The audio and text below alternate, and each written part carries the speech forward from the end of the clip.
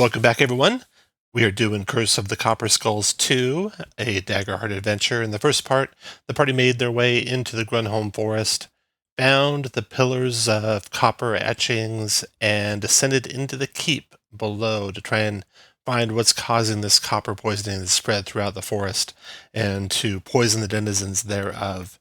To find out what happened to the people from the Tegobrush Thorpe that had been attacked and maybe rescue some survivors. So let's see how it goes. So yeah, when we last left you, you were spilling down the stairway into this dungeon level below. It's dark, it's dusty. It's not completely dark though, because there are a couple individuals here in the corner recovering from their wounds from battles they had fought to get here as well.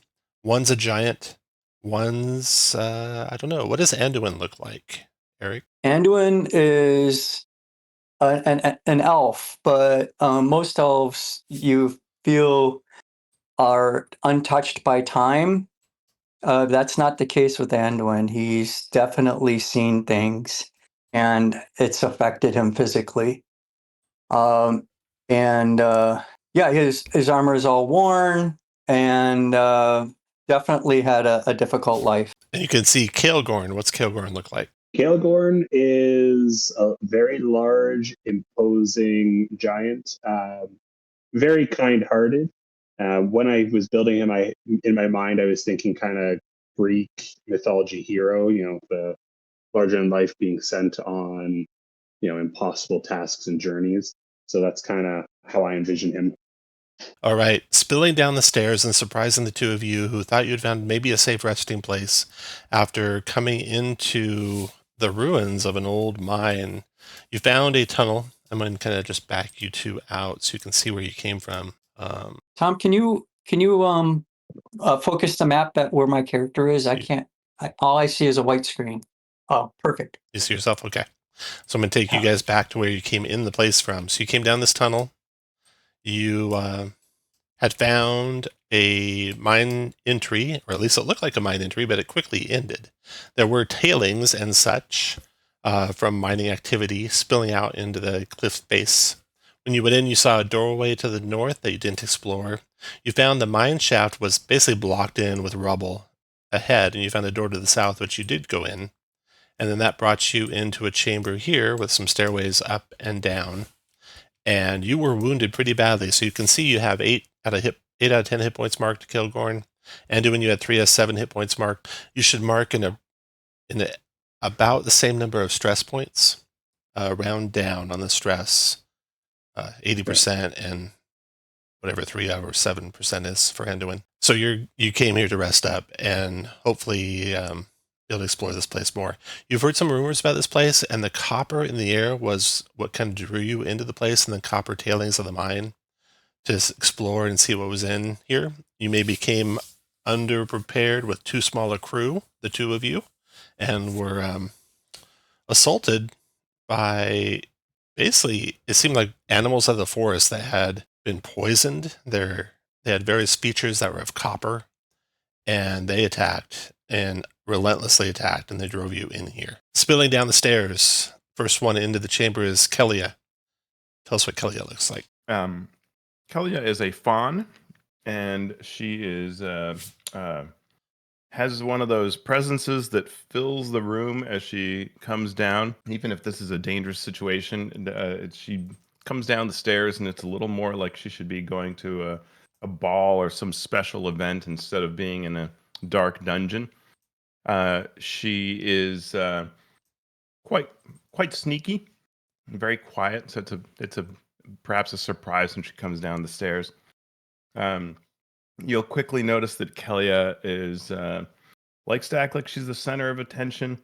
She is a rogue that seems to have a lot of contacts in a lot of places, and has a mysterious past about whatever kingdom she comes from and whatever happened there. Next one down the stairs was Solmera. Go ahead, David. Solmera is Infernus, a horned sort of human-like person with orangish skin. But what marks him as unusual is he's got big angel-like wings. that also reveal his nature as a seraph, a healer and a hero. And last one down the stairs was Silver. Go ahead, Andrew. Silver is she's a half elf, half human. She is pale, almost grayish skin and silver hair, as her name. She is eternally disheveled and has a spellcasting staff and a small buckler, and is oddly at home in the depths of the dark.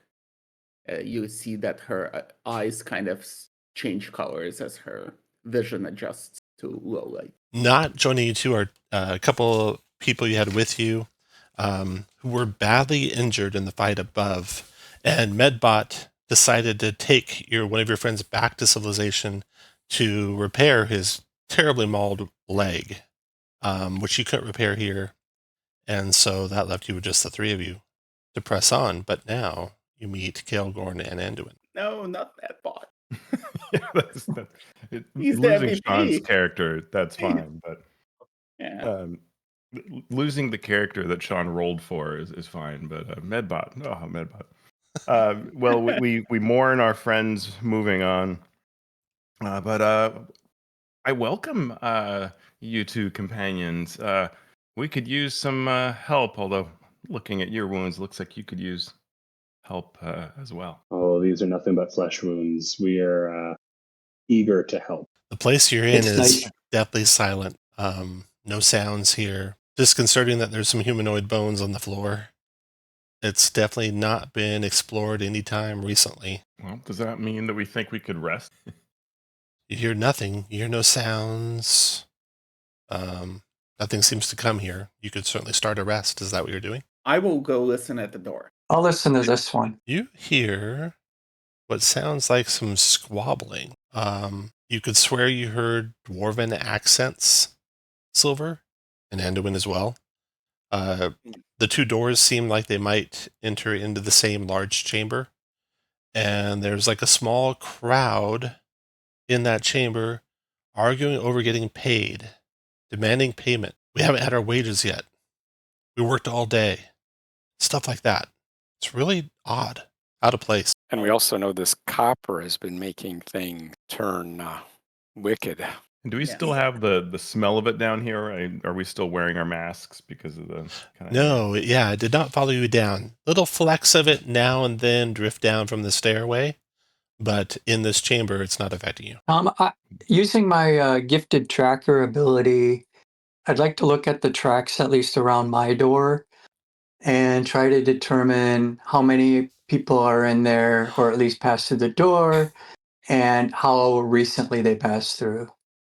So that also doesn't mesh. When you look at the tracks on the ground, there are no tracks on the ground. Nothing came or went through that door any time in recent history. I mean, you would guess Oh. years and years. Remember, Something- we saw those ghostly miners outside. These are probably the same spirits as we saw before, or at least the same group. It could be. Perhaps if they're unhappy with their wages, they are willing to entertain some help. Mm. Well, I'll let you do the talking. Is it the one door in the middle? Solmera goes up and opens the door. All right. Put you guys where you want to be when Solmera opens the door. Oh, I don't like the sound of that. And then Solmera, when you open the door, you see kind of maybe like a waiting room of sorts. There's benches to the right. The room's pretty big, and mulling about the room is a large contingent of miners. Some of them sitting on the benches, some of them milling about the room. You see the other bench on the other side of the room. And this large contingent of miners are ghostly, translucent a little bit. They look at you. They're grumbling and mad looking. And they look at you, and one of them points to you, Solmera, and says, "Did you bring our gold?" You can feel Yeah, a good chill. news, I have it. You can feel a chill in your soul as it says that to you. Then hand it over, the guy says. Ignore that picture. I got the wrong picture there.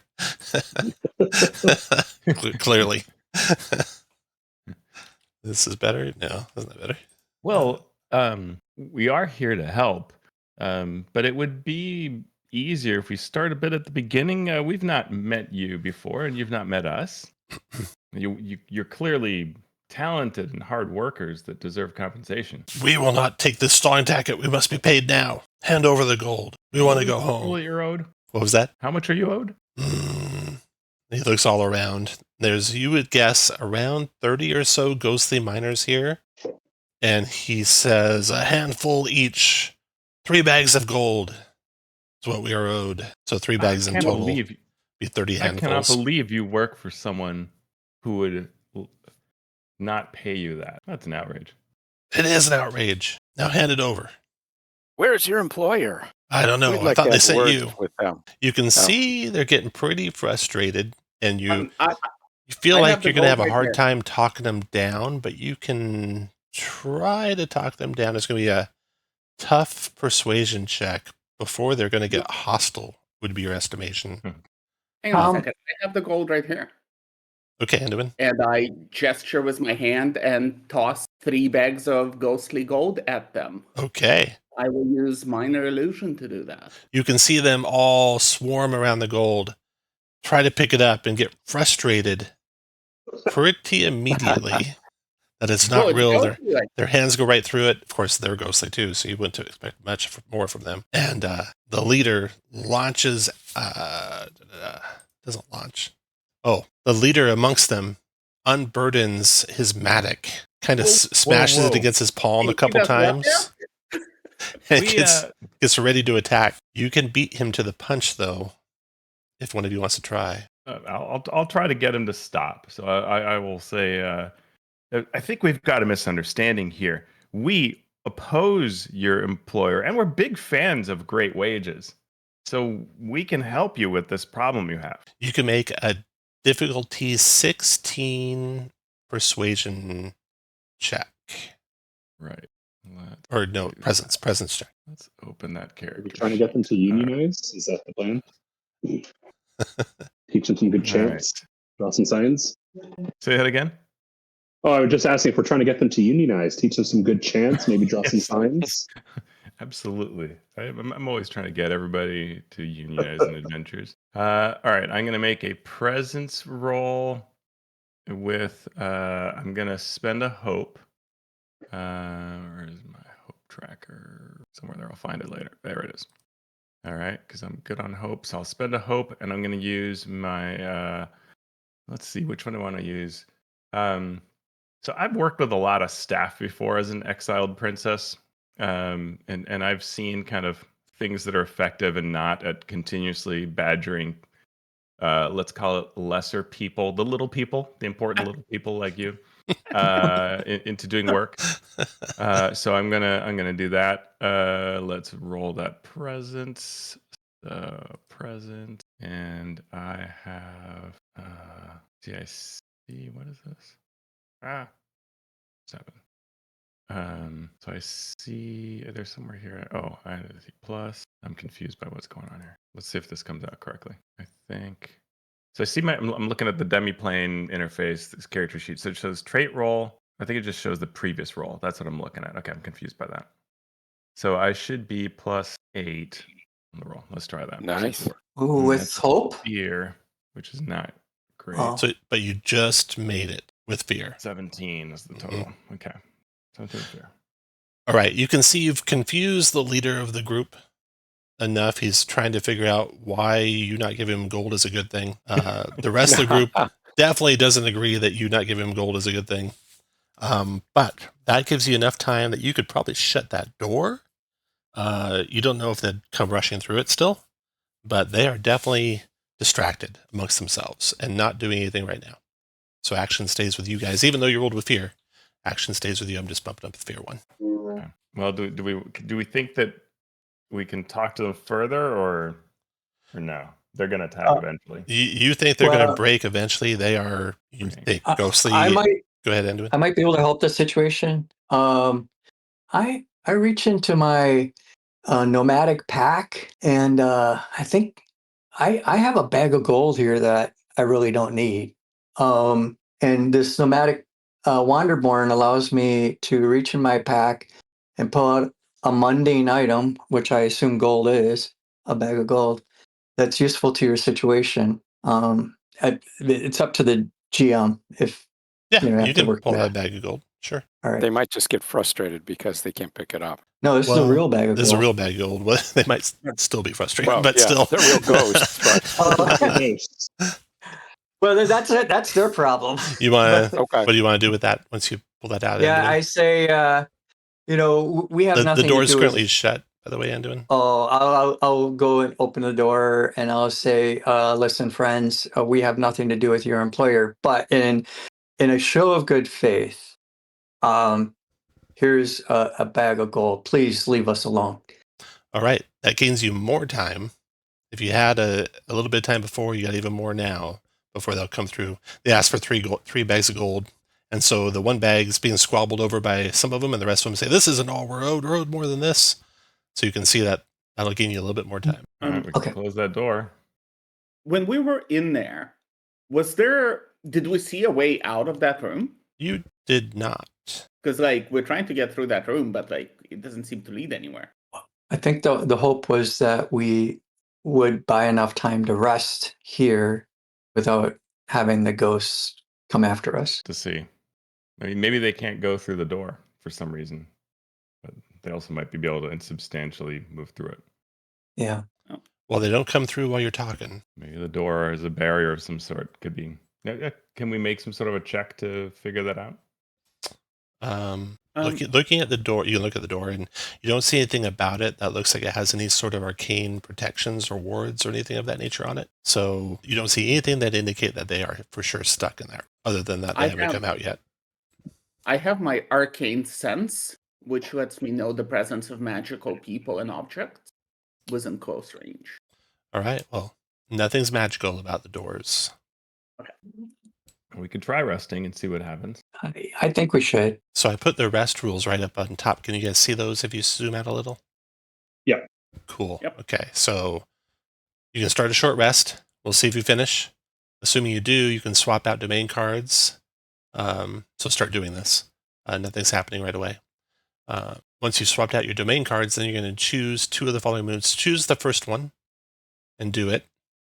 Then we'll see if something happens after that. Don't forget your tier 3 now, so you'll be clearing D4 plus 3 hit points or stress or armor slots, or you can start preparing.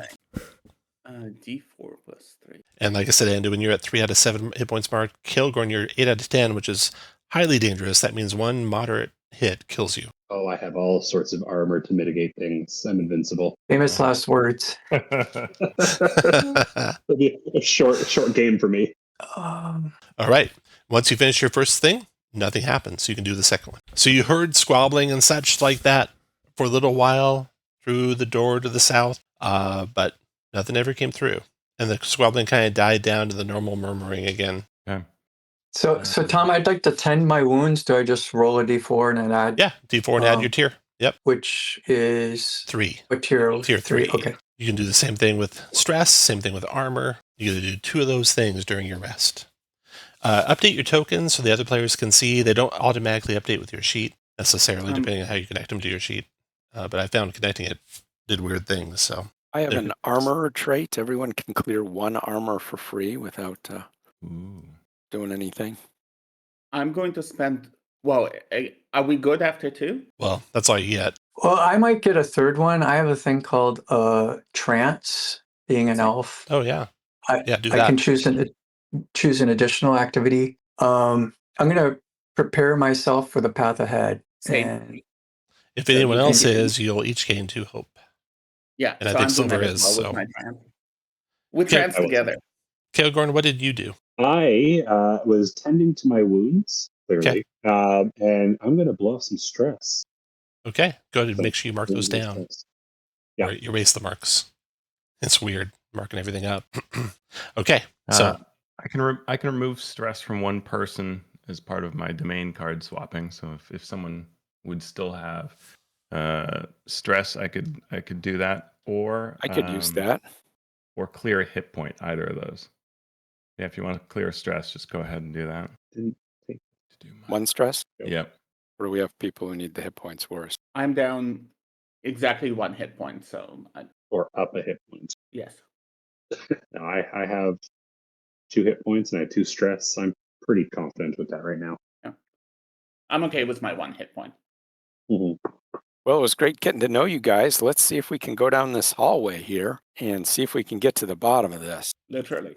There's also, of course, stairs going down in the north. Oh, they still go down. Yeah, Oh, so I there's thought.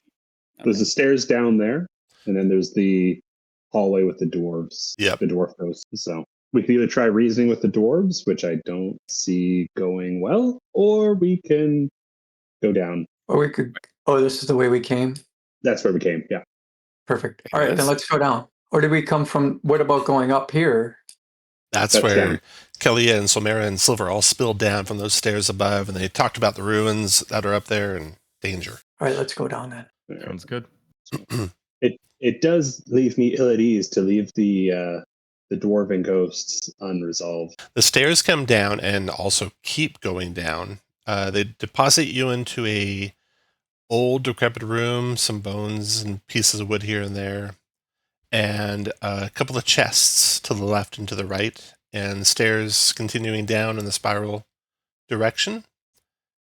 Any of you who don't, I think you all have light on right now. If you click your token, there's an L button, which turns light on as if you are using a torch or a lantern, and an O button, which turns off all your light. So Perfect. Thank you. the whole place is dark down here besides the light you bring. No sounds. Oh, wait. No, you do hear some sounds. You hear some chattering sounds like bones rattling together coming from the left. And you can just maybe make out, Kael'Gorn, a few creatures that, of course, have seen your light by now.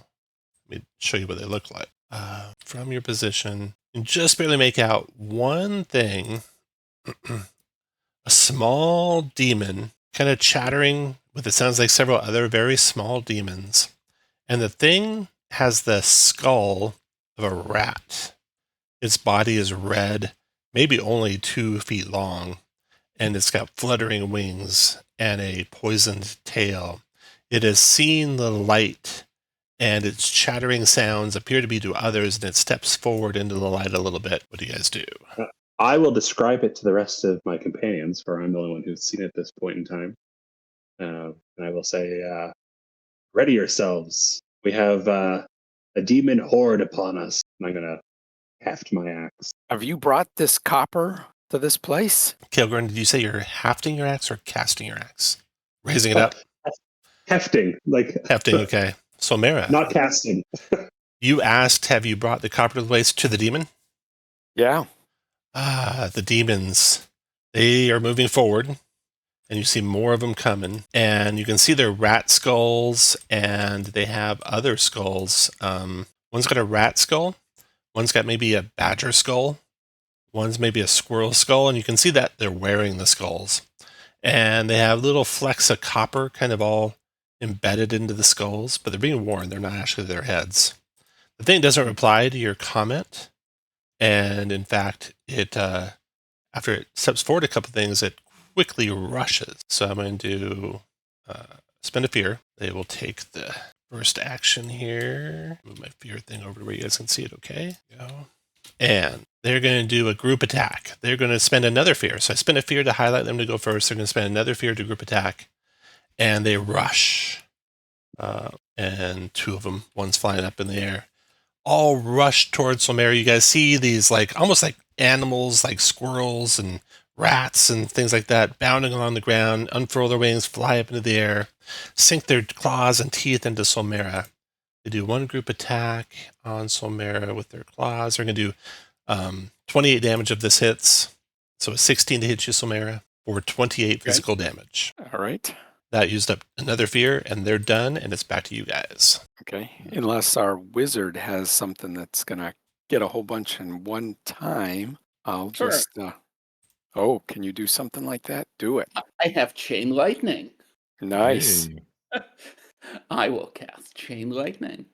Let's see what can I do with it that's going to be fun. So first of all, I will use do this.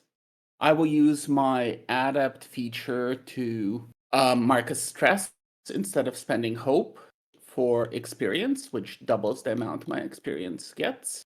And I'll use the fabulous fuck around and find out experience. And yeah, so chain lightning, I have to do a spellcast roll, and then that becomes the DC for them.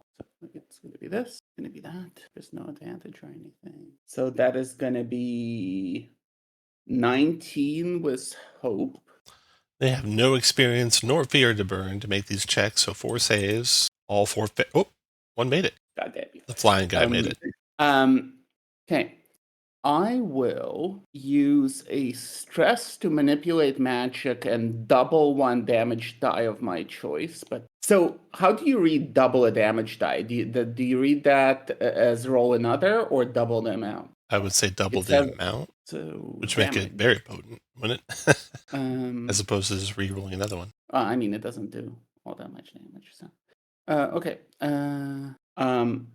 That's terrible. So in going some to cases, use- I guess it's worse Wow. than rolling another So one. hang on. I will use because I'm flush with hope after the rest. I'll use my Sorcerer Hope feature, which is volatile magic, to spend 3 hope to reroll any number of damage dice. Nice. Because I want this to be less terrible. Wow. Got your wish. Okay, well, I'm going to double the 4, so it's going to be 8, 9, 13 damage to all of them. All right.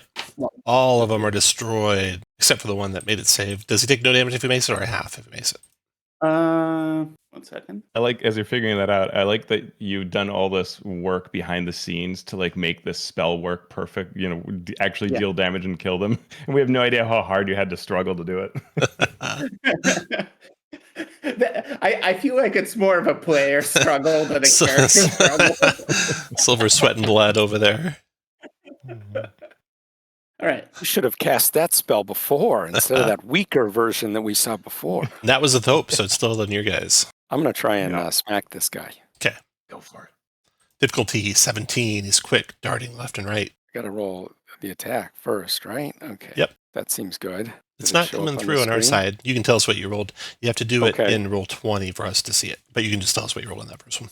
20 with hope. That's it? Oh yeah. I got to bring up the roll 20 character sheet, but Correct. I'll do that in a sec. Yeah, that's okay. 20 with hope to hit, and then we'll do the damage, and it is going to be my hollowed axe swings for Cut out 21 there. damage. 21. Destroyed it. Its bone skull clatters to the ground.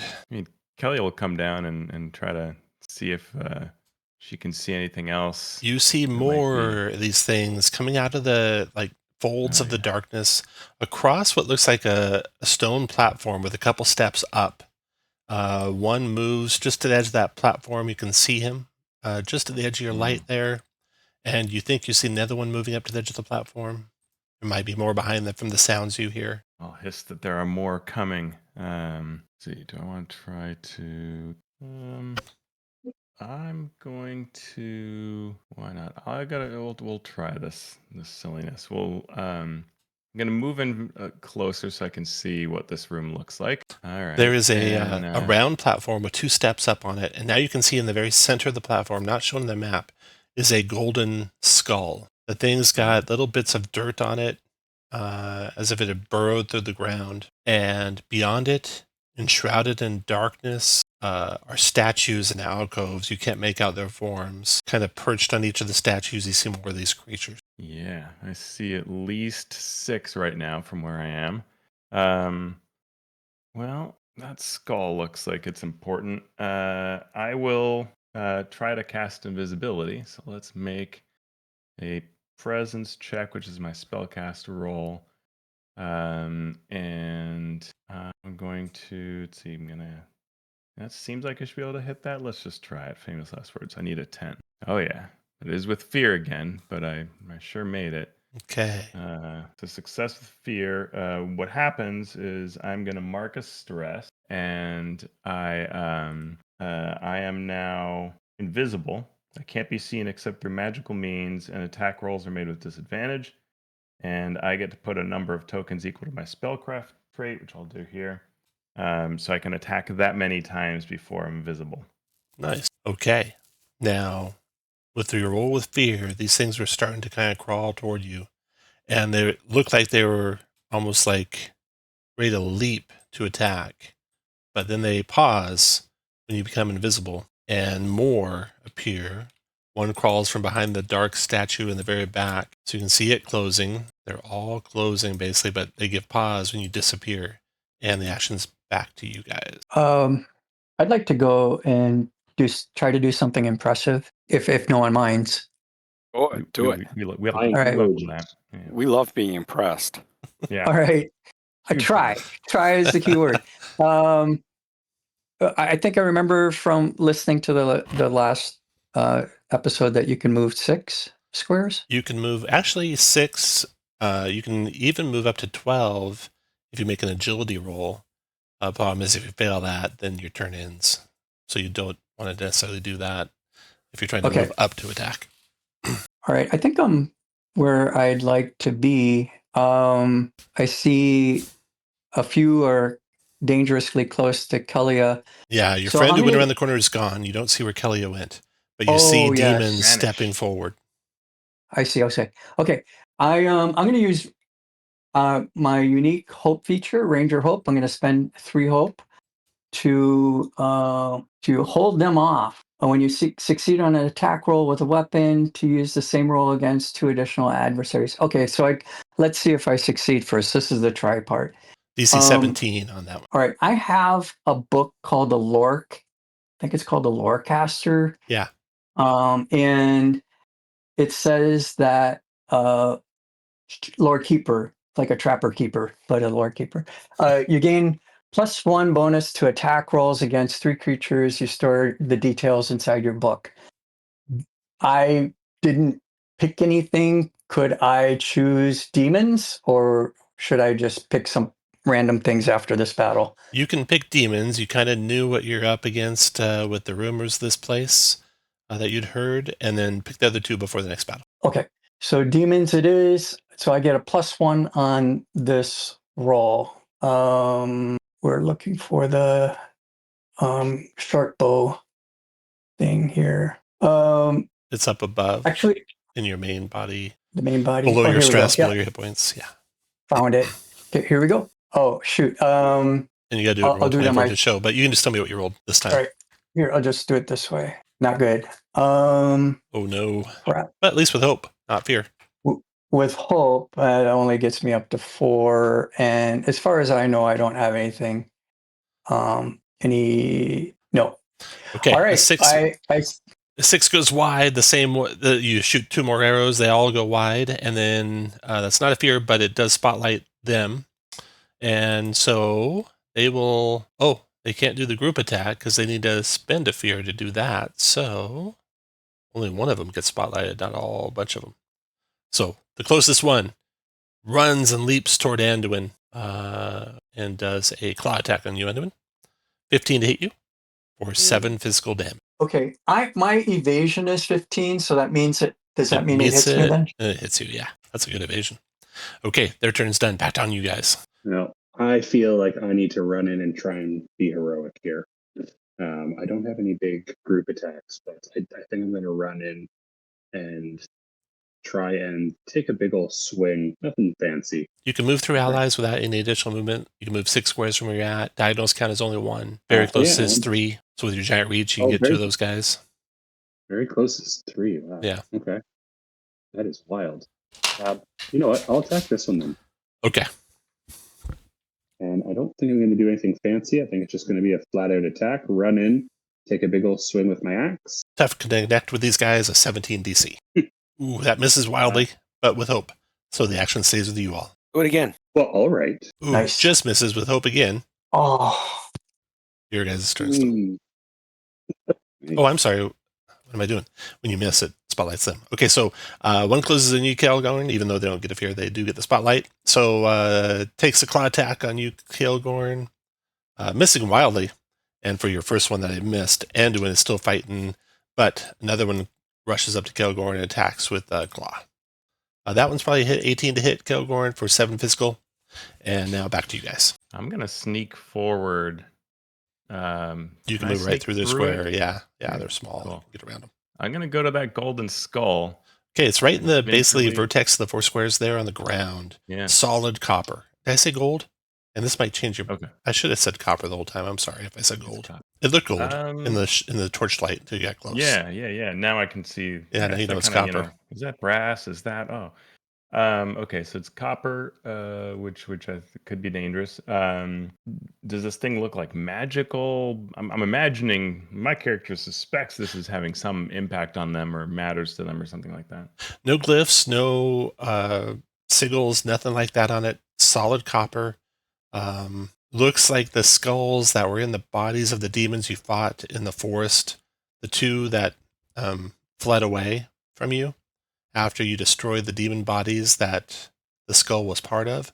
And this latest one here, it's all covered in dirt, as if it might have been the one that went down through the ground after you killed the orb outside. So what do we know about what these skulls do? Or like, is this dangerous? Is this going to create another one? You might know some rumors, but you don't know anything factual. Okay. All right. Then maybe. All right. Do I see anything else of import being now in the center of this room? All right. So you got 3 statues. These things look demonic, but kind of featureless, and they're missing heads. No heads on the 3 demonic looking statues. Door to the north, door to the south. Nothing else in the room. Okay. And are the demon statues all of different demons? No, they look like. The only way you can tell they're demon statues is because of their arms are covered in spikes, and they got long claws as they're folded over their chest. Other than that, they're wearing looks like pretty big robes. Okay. I had thought to pick this up, but maybe it's not necessary. And we are fighting these, so I will use Hypnotic Shimmer, which I think everybody is in close range. What's close range? 30 feet. They all are 30 feet in. Yeah. Yeah. Cool. So I will make a spellcraft roll against all adversaries. Oh, in front of me. Let me change that up. Well, then I can't get to do that. Let's see. How's your agility? Can you move some more? I can move some more. So I could try to move some more and get most of them. Why not? So I'll try to go over to here. Let's see if that happens. Agility 10 if you move more than 30 feet together. No problem. Yeah. All right. Done. And with hope, huzzah. I will now use my Hypnotic Shimmer, which will get everybody except the farthest one. And so I make a spellcraft roll. Let's see how that goes. That's presence. And everybody wants to be seduced by me, so I'm going to add that in and spend that hope I just finished getting. Ooh, that's a crit. Crit. And so crit is, what does it do as an effect? It would clear a stress, give you a hope, and do more damage, but the spell doesn't damage. So Yeah, it doesn't do damage. That's fine. I'll take the hope and stress clearing. Create an illusion of flashing colors and lights that temporarily stun targets succeed against and forces them to mark a stress. Okay, so you're going to mark a stress on every one of these guys. So they're all stunned. Can't use reactions, can't take any other actions. Furthermore, that was their last stress for all of them. So they all have vulnerability now. So that'd be the red dot. You get advantage. Yep. And none of them can make, I don't even know if there is a resistance roll, but they can't make it if there was. The 26. I think you just said it'd be their difficulty. Oh, wow. So the red dot is vulnerable, means they grant you advantage. And that was with hope. So still with you guys. Well, I mean, I'll happily keep swinging if no one else wants to hop in. I'm just trying to give everyone a chance to hop in. Yeah, go for it. Start it off. All right. The one immediately in front of me, Tom, I'm going to give it a big old whack. So advantage gives you another D6 on the attack. DC 17. Barely. You got it with hope. How All much right. damage? Let's find out. Ooh, that's strong damage. These things are minions. That means every 8 points of damage kills one within your reach that your attack would hit. So you would kill this one. This one's in your reach, and this one's in your reach. All dead. Nice. Yeah, so Actually- I cleave through all of them and kind of laugh maniacally, and I'm going to run towards other ones, but I'll give others a chance to hop in and attack if they want to. Action slow with you guys. Yeah, so I'm going All to... right, I'd like to redeem myself. Move up to here, and I'm going to take a shot using my character sheet once it comes up here. And here we go. Not going to happen this 13 time. is a miss, unfortunately. But Yep. they are, many of them, granting advantage. So you either roll a d6, and if you rolled a 4 or higher, you'd hit. I think just roll once. You got them. All 3 of them are hit. And that'll kill that one, and that one, and that one as arrows streak out. And your last arrow, roll your damage for me. Damage is... Yeah. The arrow goes through that one and through the next one and pins both of their bodies against the wall with their skull heads kind of rattling on the shaft of the arrow. And combat is over. Well done. So Yeah. the chamber you find yourselves in has this stone platform with a copper skull in its center. 3 demon statues made out of a blackish stone, arms crossed, adorned in robes, heads missing, door to the south, door to the north. Copper skull, you say. So I will. I'll say I've heard rumors of these copper skulls. I believe they may have been crafted by ancient alchemists as vessels for forbidden knowledge. It's rumored that those who attempt to unlock their secrets are cursed. Is the skull magical? Yes, it is magical. Are the statues? They are not. They're normal. Skull doesn't match with the statues in any way, right? It would fit on their head. Sure. I heard a rumor about these skulls that if you sleep with one on your pillow, that it whispers little pillow secrets to you. Hmm. I'm not going to try that. We might be best So- destroying them. I have to wonder whether maybe something unlocks or changes in this room if we put one on one of these heads. Or on all 3? I'll look at these statues. Are they worn in any way like they've had this copper skull on their heads before? No. They're separate from the floor for sure, but they don't show any signs of having moved anytime recently. Nor do you see any sign, nor do you think you could necessarily tell if the skull had been placed there. But there's no like copper shavings or scuff marks or anything on the head area of the statue. Or any of the statues. As an infernus, I am fearless. I am going to pick up that skull Okay. and look it in the eye. Put you guys all where you want to be when he does that. I think I'm content with where I am. Yeah, it's fine. Let's see what happens. Mm-hmm. Okay. As soon as you reach down to touch it, it flies up into the air and is enshrouded with green flames and do I have a picture of it? Floating humanoid Ooh. skull animated by scintillating magic, and it immediately begins to attack you guys, but it does have fear, so you guys are able to react faster than it can fire on you. What do you want to do? I shoot it. Fire away. Difficulty on this thing is a 15, not as hard to hit. Moving a little slower than those demons were. 16 connects. Damage? Perfect. Damage is 9. 19 points damage is past its severe threshold, so you do 3 hit points damage to it. And then that was a fear roll. I already took the fear, so now they're going to highlight, and it's going to spend fear. Actually, it's going to do a magic burst, 30-foot radius, spend a stress as its action. So all of you, it hits 19, so I think it'll hit all of you. 9 magic damage to all of you. And that took a stress, but not its fear. And so it will also fly away to there. And back to you guys. Now, I'm going to get within range of it because I get opportunity attacks. It keeps trying to flee. So I'm going to run up to it. 1, 2, 3, 4, 5, 6. Try and get in front of it. That way it can't keep running. And I will take a big old swing at it again. Difficulty 15. With hope you hit. And Nice. cleave it in twain. You smash this skull, and it shatters, and pieces of copper rain down to the ground around you, and immediately begin corroding. Kind of a greenish corrosion starting to spread across it and crumbling before your eyes. Doesn't take it more than a minute to be gone, pretty much. I will take a step back as it corrodes. Ugh. Well, that was terrible. I'm not familiar with Doors such out of this room. species. Has anyone seen it before? None of you have any experience with that happening. We did No. we did fight some creatures that wore this skull or a skull like it. I had no experience with such a beast before. Well, it's safe to say they don't go on the statues. Yep. We figured that out. All right.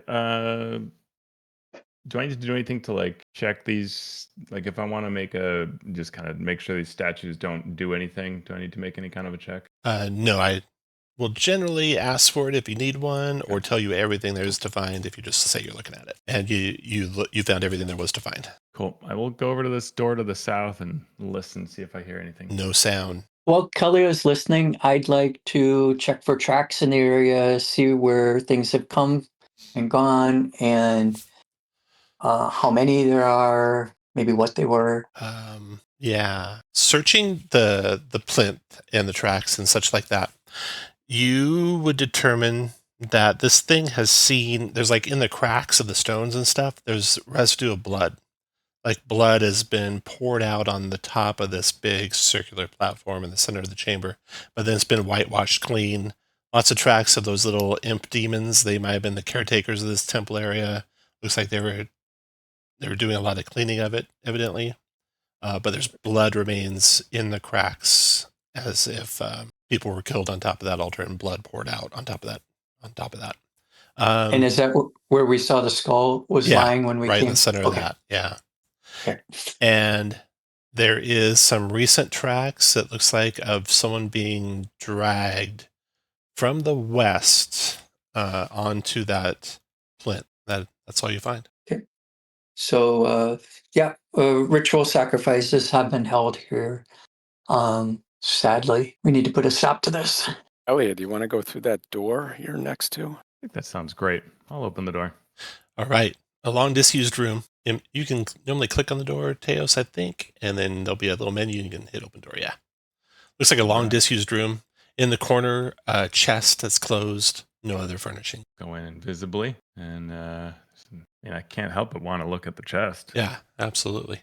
We're going to roll a random consumable out of that chest. Roll 3d12, Kelly. See what was left behind here. That seems good. That's strong. 30. Okay. And I rolled with hope. I'm just kidding. A major enlightened potion. You can use a major enlightened potion. You get a +1 bonus to your knowledge until your next rest. That sounds good for somebody other than me. So I passed that up. Somebody. This floating potion for somebody to take. That was secured there below some old books and papers and such that a quick look through them doesn't reveal anything of substance or note that might help. Major enlightened potion. Cool. Who wants that? Our sorcerer? I use knowledge. I have knowledge. I don't think I use it for anything. Sure, I'll hold on to it unless somebody else needs it. And a real quick Plus side 0. note here for rules. Tyson, on Kaelgorn, I noted you marked a couple of points there. Did you note that you can burn armor to not mark hit point? Yeah, I'm not going to do that quite yet. Okay. Just want to make sure that you know. Yeah. Thank you. It might be a good strategy, to take your hit points up to where you're never in danger, then start marking armor. Balance it that way. That's a good idea. I have something where when I only have, I think, 2 left, I get to roll something else. Okay. Back to the game. Kelly, go ahead. All right. Open this next door. Little passageway, little hallway. More doors. I've heard of this place, Mordor. Yeah. I know the way. I'll listen again since there are 2 doors here. Yeah, Why no not? sound either direction. Deathly quiet. I'll just stay back here by this innocuous-looking well. Is this back where it came from, or is this a new area? Out here, yeah. Okay, so that's back to where we were. Cool. I'll open this guy. Okay.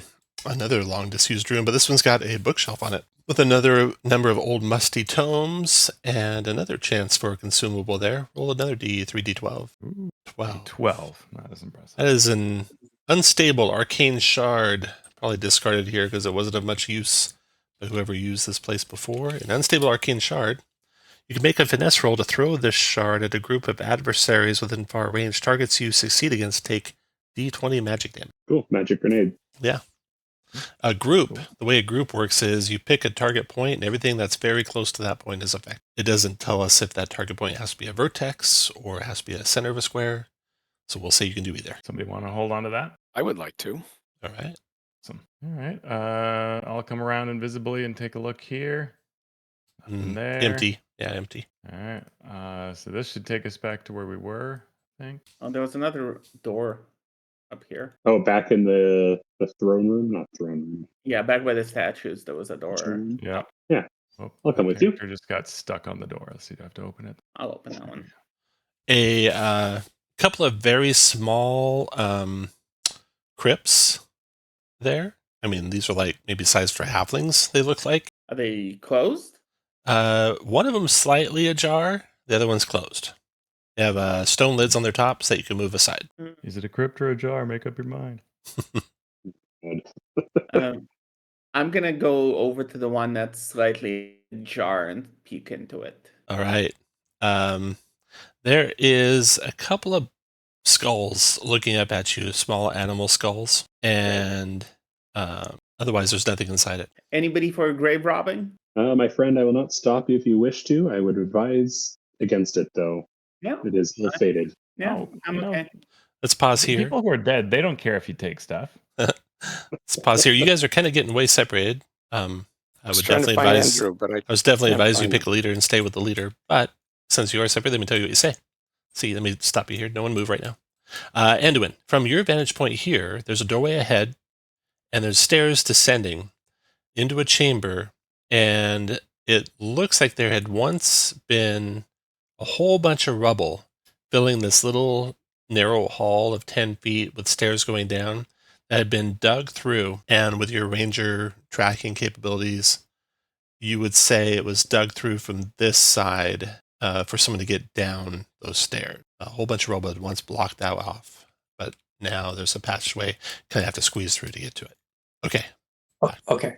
Back to you guys moving as you like. I'd like to track my friends because I lost track Okay. of them. Head east, you'll find Solmera. Head north from Solmera, you'll find stairs. Head east from those stairs, you'll find the room you came into. Head east from that room, you'll find your. So the two little coffin things, they had a few little animal skulls in them. Nothing of any value within them. Some rags and such, all coated with blood. That was all that was in those two little coffins. I'm gonna just mutter a quick word of prayer and try and like adjust and seal the one. You said Okay. one was ajar. Yeah, you slide the top back over on one easily enough. All right, so I think we have seen this floor. Well, there's more over here. I did a little exploring. Some recon, much appreciated. And the chests in this area didn't have anything in them, right? You didn't check those chests. Ooh, I'm going to check those chests. All right. The one to the north has a potential of a loot item. The one to the west, I mean. So roll 3d12 for that. Oh, I didn't see those. 13. It has within it a companion case. This case can fit a small animal companion. Animal and the case are immune to all damage. Oh, that's cool. None of you use animals, but there you go. That is The a other one is cool empty. item. The other chest is empty there. Okay. So, Anduin, when you round the corner here back to the passageway, from this vantage point, the passage to the left is the one that had been completely filled with rubble. And a lot of that rubble's piled up against the wall right over here now. Okay. And then around the corner to the right, you hear what you would swear is a human moan. Pain. Oh, Human someone's in pain. danger. I'll stealthily walk over, look around the corner here. Yeah. So the sound is coming from this direction, a short little flight of steps. Okay. I sneak over there. The rest of you can follow behind as you like. You see two chests against the wall over here, and the sound's coming from around the corner to your north. Okay. Can I peek around the corner? Yeah. Peeking around the corner, you see there's a cell. And inside the cell, kind of propped up against the corner, is a young man, maybe in his mid-20s, pretty badly bruised and beaten up, chiseled jaw, shaggy brown hair. He's got one or a couple toes missing from one of his feet. Oh. And he's kind of, covering his eyes from the glare of the torchlight that you guys are bringing, because he's been in utter darkness, it looks like here. I put my finger up to my lips and do by him. Is there like a lock or like a door that's locked, or is it just straight up? There's a door that's Bars. locked. There's a door that's locked in the middle. Yeah. Okay. I say there's a prisoner down there. He's locked in. Can someone pick the lock? I can. So Kelly, you see the same thing that Anduin saw. You see also two chests to the west, some human Well, no, I bones in got- that cage besides the man. Yeah, so I said, yeah, I'll work on that chest, and then or on the gate. Let me get my lockpicks. But while I do, I'm gonna go look at these two chests and see All what's right. in them. The chests have various belongings of, looks like commoners, travelers, such like that, all piled haphazardly into them. And on the lid of one of the chests, on the inside lid, when you prop it open, is a key hung on a ring. I'll definitely take that. And of course I'm invisible, but it's probably not good if I chat with him. So I'll just say, someone make sure this guy's not a danger to us. Do I sense any magic coming off him? No magic in the chamber beyond your own. Okay. I'm pretty sure he's not a danger. No one would willingly lock themselves in and have their toes eaten off. Well, I'll give you this key. See if that key works. So yeah, his All foot, Anduin, looks like it's maybe a birth defect, like several toes didn't form, maybe. Oh, I thought rats ate his toes. No. He I, actually looks a little ashamed of it when he notices you looking at it and kind of pulls it back behind his other foot. say, don't Friend, worry. I'm You'll be Solmera. I'm Go Jack. ahead. What brought you to this place? We have come to rescue you. We were captured. Some sort of creature. I don't know. It had robes and claws and spikes, and it just emanated it made my stomach turn. It drugged me out.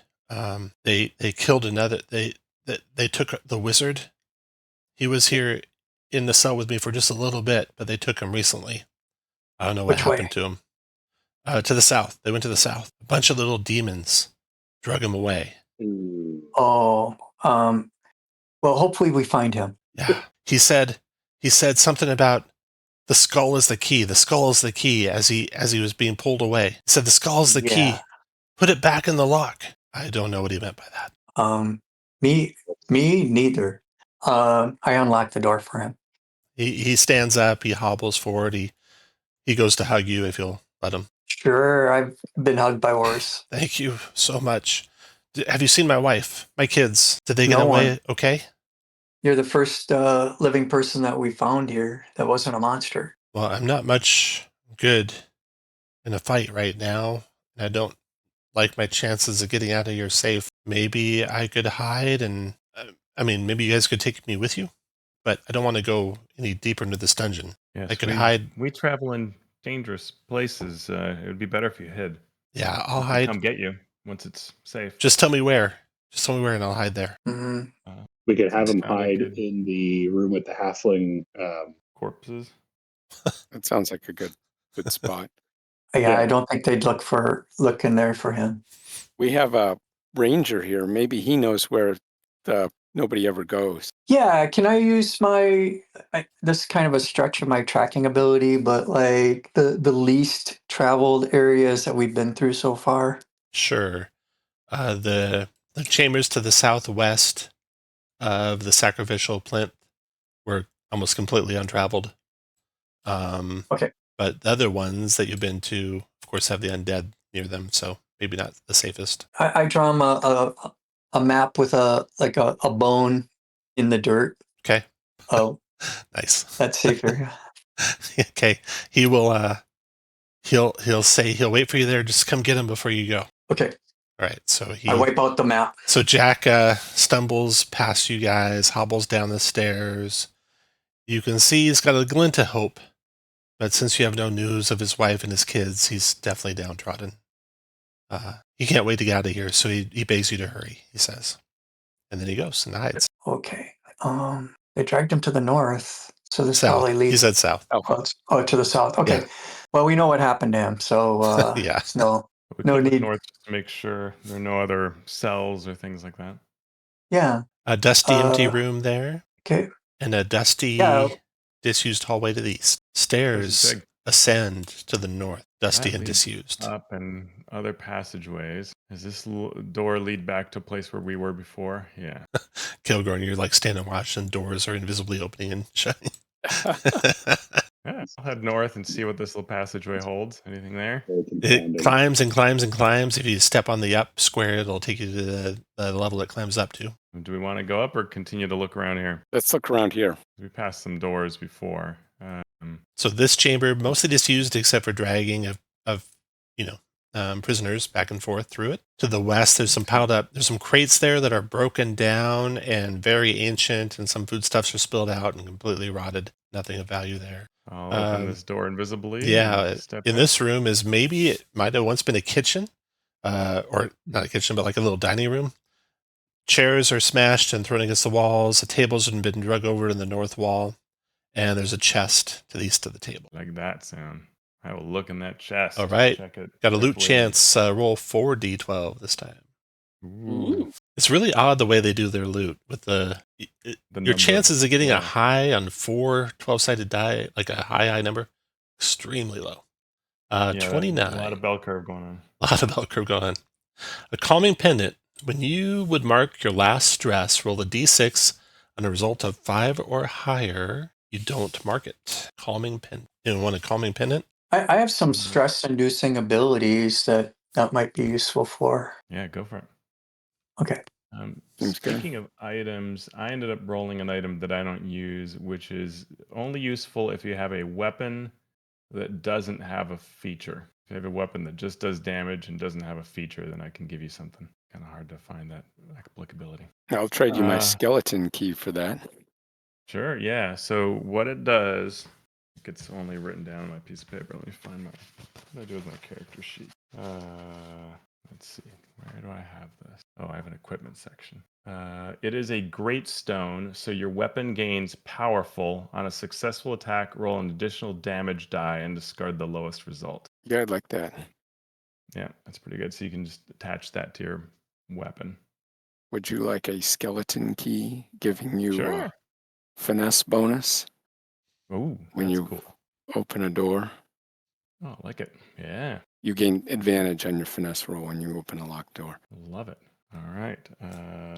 Tell me what that thing was called again. It's called a great stone. And I like that in Demiplane you can pretty easily, once you figure out how to get to the screen, you can add these things. Yeah, they're easy to find if you know them. And if you're referencing your book at home, it's page like 130-ish is where all this stuff is at. I will invisibly open this door. All right. Back to the passageway you entered in through, and again, to the left is piled up stones and rocks that have been carried there. And to the south is a passageway that was once completely blocked by stone and rock, and the passage has been dug through it. So you can kind of squeeze down the stairs into the chamber below. Okay, I'll head down. The chamber below is indescript. It's got a column in the middle of it, but there's a steep flight of stairs to the west descending into darkness. Do we think we saw everything on this level? I think so. We could head down. What say you all? Down sounds good. What direction is any? Down I go. The stairs come to a landing. To the left is a little, almost like altar-like stone. And on that altar-like stone is a copper skull Whoops. staring into the hallway. It's the key.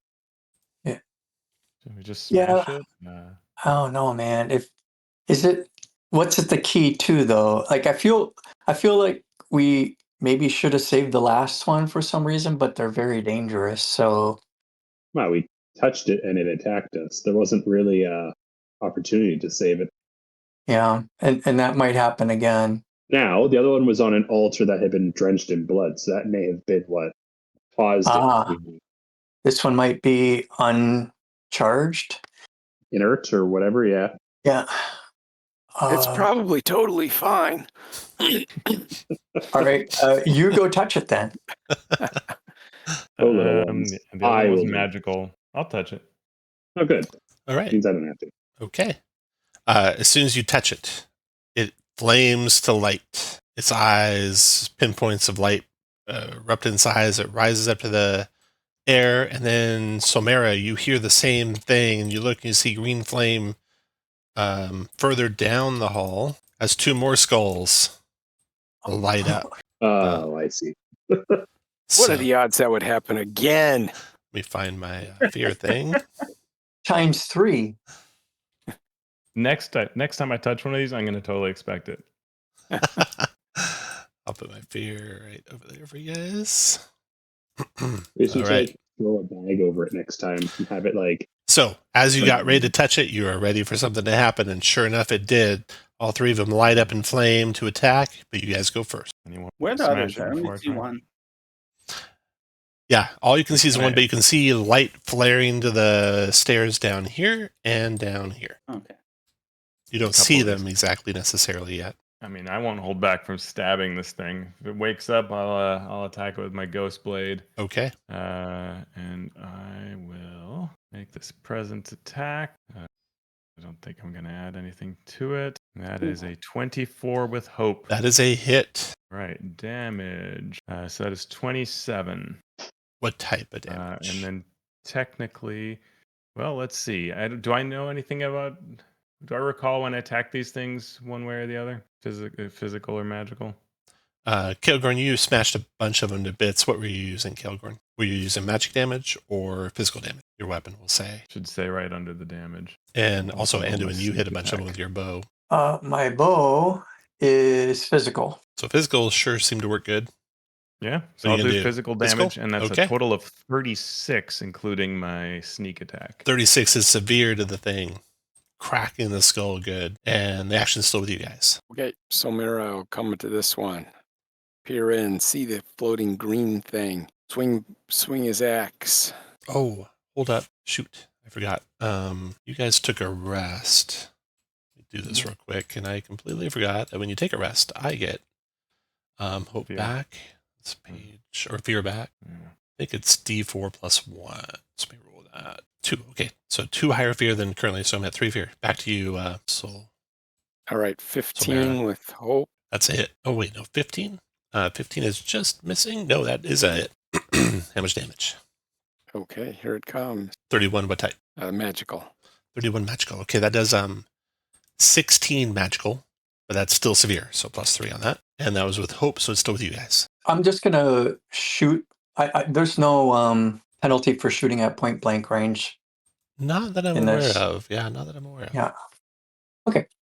So I'm just going to shoot a normal shot at that skull that's next to me. And here we go. 15. 15 is a hit. Perfect. And then here's the damage. Physical. 11, 12, 21. 21 is enough to shatter it. That thing shatters with a death howl as it hits the ground and starts to corrode right before your eyes. Do you want to move any with that attack, Anduin? Yeah, I'll move over here. Okay. I'm going to spend a fear to take the spotlight so that the one on Somera will attack Somera with a, first of all, a magical burst to get Somera and Anduin and Kelia. The 3 of you, a 19 to hit you 3, 11 magic damage to you 3, and that spent a stress for it to do that. And I spent the fear to take the spotlight, and then back to you guys again. 11 magical. I feel left out. 1, 2, 3, 4, 5, 6. I think close enough to be useful. So a quick question about armor. It can block When- that, yes. Well, I have leather armor. That's 5. That gives me 5. What's it called? 5 armor slots. Yeah. When you take damage, you can spend 1 of your armor slots, and you can only spend 1 per attack unless you have special features to lower the severity of the attack by 1. So if you were minor wound there from that attack, you could spend 1 armor slot and take no damage. Perfect. Okay, that's what I'll do. Thank you. Algorn, Silver, take out that one behind me. I will press the attack. Somera rushes down the stairs, attacks the next one. Go ahead, Somera. Hits That it- with fear. That's a hit with fear. And roll damage. Here we go. Somera hits pretty hard. 32. Enough to Is that- severely damage it. Okay. It will go next since you hit with fear, and it will do siphon magic from you, Somera. It spends a fear. Takes 1 fear out. And it attacks the PC with spellcasting trait. That's only 10. Does a 10 hit you, Somera? A 10 does hit me. Okay, target marks D4 stress, and it clears that many stress and can be immediately spotlighted again.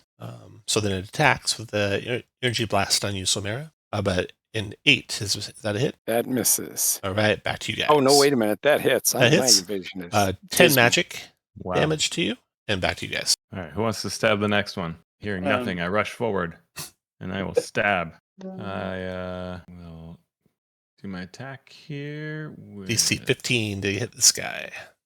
And I have not damage that I want to roll. I want to roll present advantage. There we go. That is with Hit. hope, a 23. And my damage going to be the 32. Physical or magical? Physical. 32 physical crushes the skull. It drops to the ground and corrodes before your eyes. Huzzah. And that was with hope, so still with you guys. There's another one up forward. I'll go I ahead. can't hit it from here. Okay. I'll run forward to there and shoot it with my bow, and hopefully, That's a hit. right, and damage. 20 physical? Yep. That destroys it. The 3 skulls corrode before your eyes and turn into dust. The stairs keep going down. Guys, Going. Pause there, Solmera.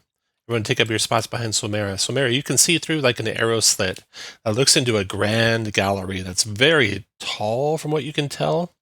And at the bottom of it is a copper, almost like a copper ball of yarn, but it's pretty porous, I guess. So the bands of copper have lots of spaces. There looks to be a small copper door facing a doorway in that chamber. The door is open.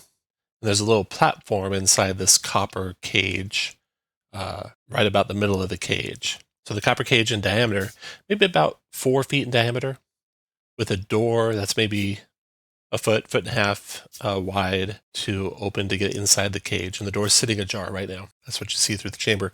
The arrow slit gets too narrow for any of you in your normal forms to get through.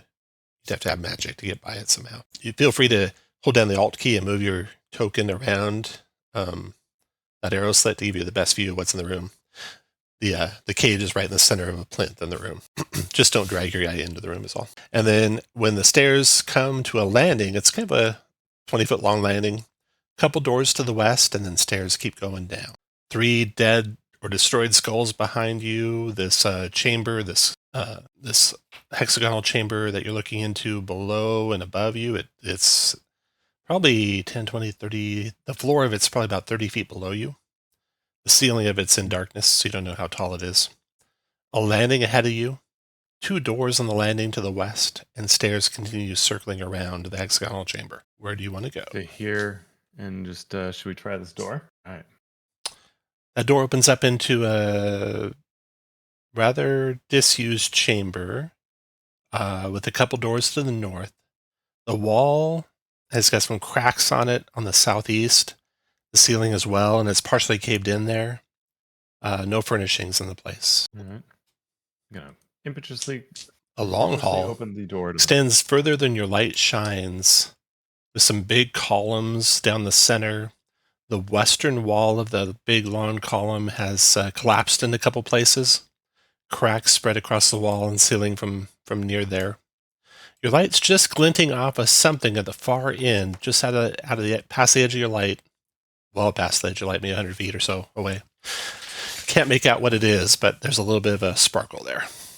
Something metallic, maybe. How much you want to bet it's going to be another skull? Surely it's coins. It's got to be treasure. Fabulous treasure. Ooh, lots of doors. So, Kelly, you do, in fact, see some scattered coins all the way up by that northernmost column, just where your light's barely shining. Some scattered gold coins on the floor there. Yeah, well, there's doors and stuff, but coins. Gotta have coins. So pause there. Everyone else can take up a march order. Let me pull you back. Yeah, to there. Everyone take up your march I'm order invisible. when the first of you isn't past the middle column. I'm marking it right here. So you can be as far as that column. You can see, boy, how does light work with invisibility in this game? Should Kellia actually be shedding light? Probably not. So one of you needs to be up there by that column to see what Kellia saw. I'll come up. Okay. Up. Here. Yeah. Okay, so you can see scattered around the northern alcoves up there are coins, maybe bags and bags full of coins. Gold mixed with copper, it looks like. There are copper skulls on small altar-like things. There is another altar in the middle that is bare, nothing upon it. There is a young woman who is polishing one of these copper skulls. Logic question: is she doing this in the darkness and then seeing her light, or does she have some sort of light around here? She is doing it in the dark. Oh. And she's just turning as you guys approach and looking over her shoulder Yeah, at you. she's weird. I'll use this. So, looking over her shoulder at you, her copper hair is almost like molten copper, beautifully combed, beautifully smooth. The skull doesn't react to her touch as it reacted to your touch. They just stay there. She turns and looks at you and smiles. And then her hair seems to flow longer and her body seems to extend. I love your hair. And then scales begin to grow on her body and her a tail extends from her. And soon you're looking at a full copper dragon. No! And the Excellent. copper dragon says, "You will make good sacrifices so we can grow our army." And then it attacks you. But it's only got one fear, so it's going to burn it to get the spotlight. Move the fear up here where you can see it better. Over to the right of the fight there. And it'll burn that one fear it's got. 0. And it will coil forward to attack. Unlike D&D, there's not the granularity to tell me if a dragon has blind sight or not, so I don't know for sure if it should or not. But it will attack with a rend, a bite, and claws. Poor Anduin there. Yep. It is a 13 Anduin, which you dodge. Yeah, I've 15 evasion. Awesome. Okay, so you dodge the attack, the rending attack of the copper dragon. Here's what the thing looks like. It's a copper dragon covered. It's a dragon covered in copper scales with exposed. Oh, and the odd thing about the dragon, her head turns into a copper draconic skull. So the dragon's flesh is all, and the scales are all removed from the dragon's skull, and it's a copper skull there. And Fear that's its turn. Back to you guys. I'm hoping to hop in if that's okay. Go ahead. I'm going to 2, 3, 4 run up here. I'm using my strategic approach, so I'm going to use one of my tokens to attack with advantage. Do I have to click it? Okay. And I will make an attack, hit the advantage button, and roll. Does a 16 hit, Tom? Difficulty is 18, so your attack glances off the coppery scales. Sparks fly, but it does no damage to it. And so now it's its turn. It will. Wait a minute. Go ahead. I'm going to put in a word of encouragement. Yes. And give you a reroll on that. Absolutely incredible. I feel encouraged. Do I have to click advantage again? I do. Even worse. Oh, no. I am. Does that come with a bonus at all, Samara? No, just reroll the dice. Try again. No, not like that. You did at least generate hope both times. So. Yeah. So it will use with a fear. Oh, we can't do a fear right now. It has 0 fear. It will use with a. It's just going to rend. So now try to rend Kelgorn, who closed on it. 13 hit you, Kelgorn? Yeah. 13 physical damage. If you don't mark an armor, you'll have to mark a stress. So you can take the damage and mark a stress or use an armor. Since he hits you with that, he generates fear to 1 fear. Back to you guys. I'd like to go. Go ahead. No, go. All right. I'm going to back up a little bit to here. And then I'm going to spend a hope to put my ranger's focus on this copper dragon. Okay. That allows me to know where it is. When you deal damage to them, they must mark a stress. And when you fail an attack against them, you can end your ranger's focus to reroll your duality dice. Okay. So, and then after that, I'm going to take one of my special corrosive arrows and shoot a corrosive projectile against it. Got it. And here we go. Let's get my character sheet. Here, corrosive projectile. 18 is your target. Oops. Not close enough. I got 16, I think. No. With yeah, hope, 16. With hope, though. That's good. The dragon then will go, and it will use that fear it gained to roar. The ground shakes, the cracks in the wall start to spread, the cracks in the ceiling start to spread, rocks start to crumble down, and it caves in the ceiling. Rocks fall, creatures die, covering all other creatures restrained and vulnerable.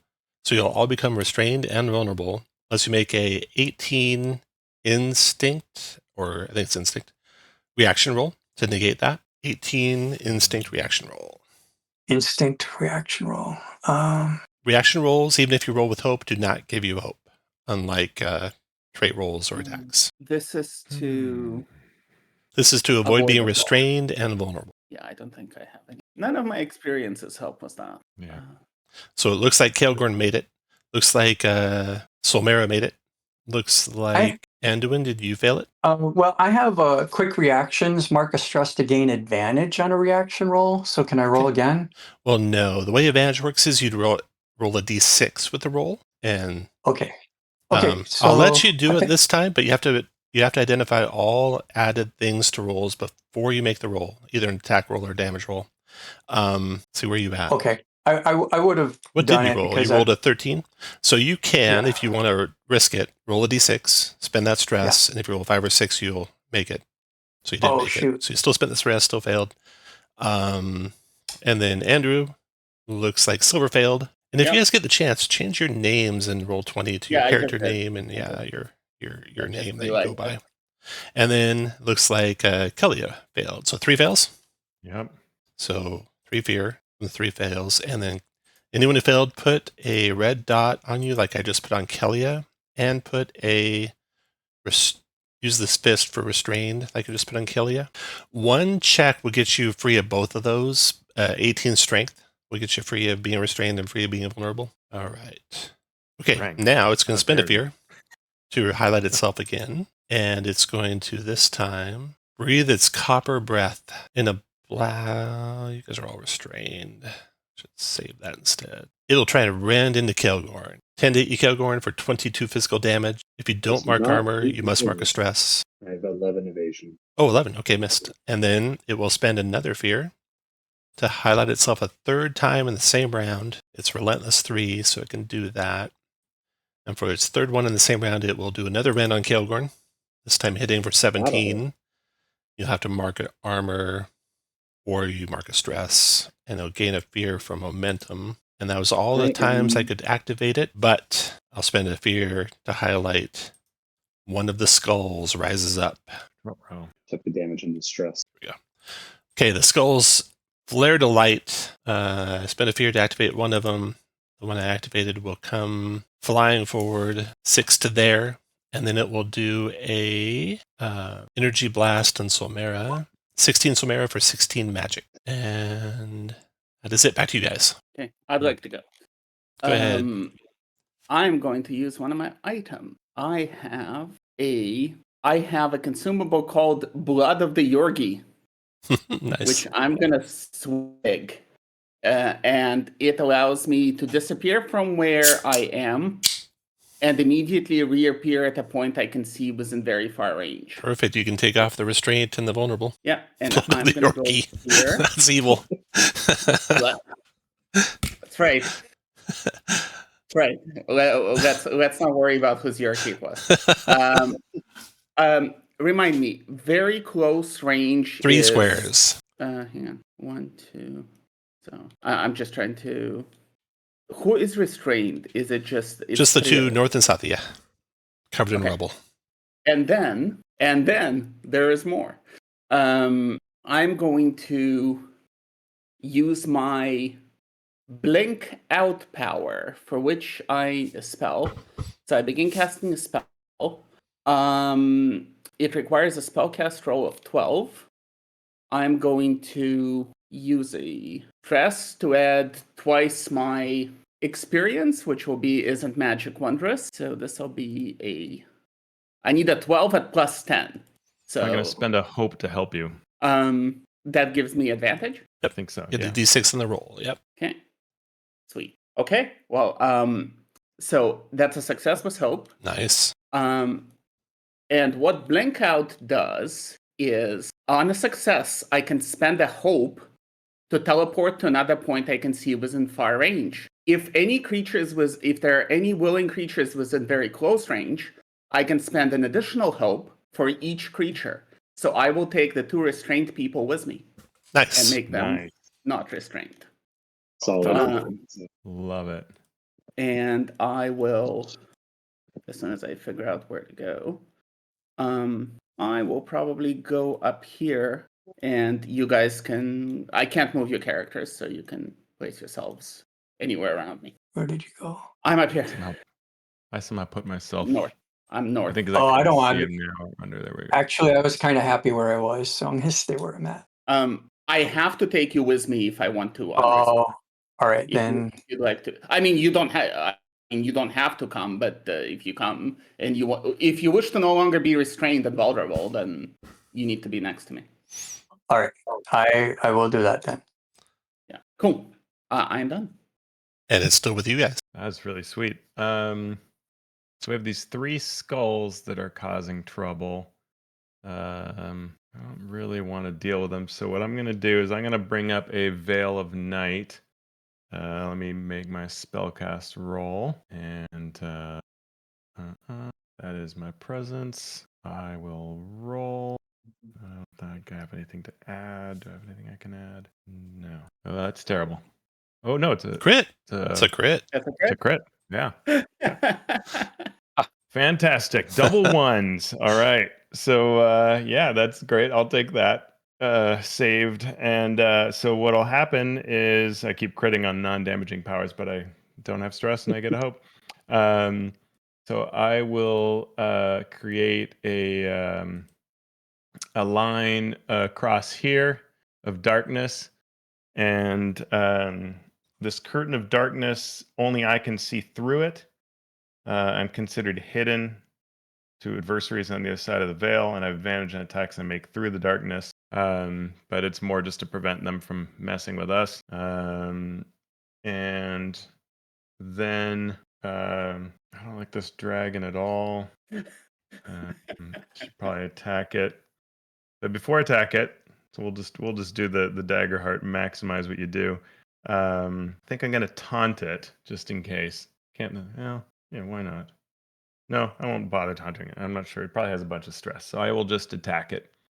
I'm going to back to my movement, move over here, and I will attack into it. I'll try physical damage and see how that goes. With my Ghost Blade, I have advantage, and that's it. All right, that is a 24 with hope. Hit.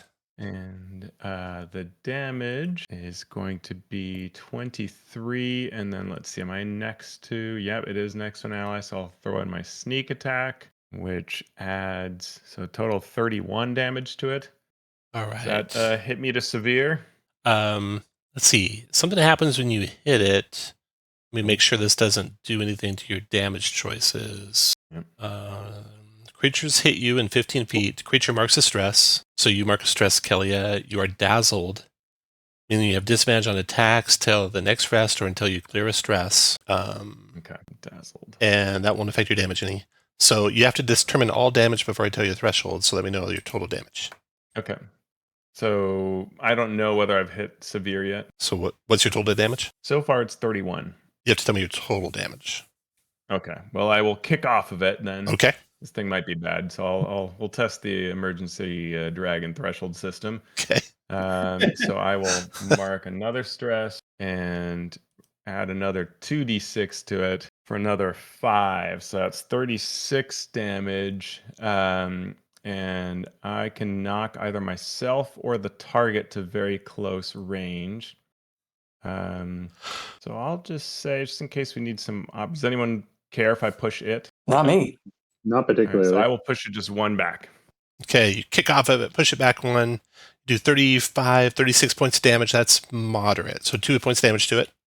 And Yep. This thing has high thresholds, everyone. that was a hit with hope. So still with you guys. Let me go. I will, first I'm going to spend 3 hope to give life support to Calgorn.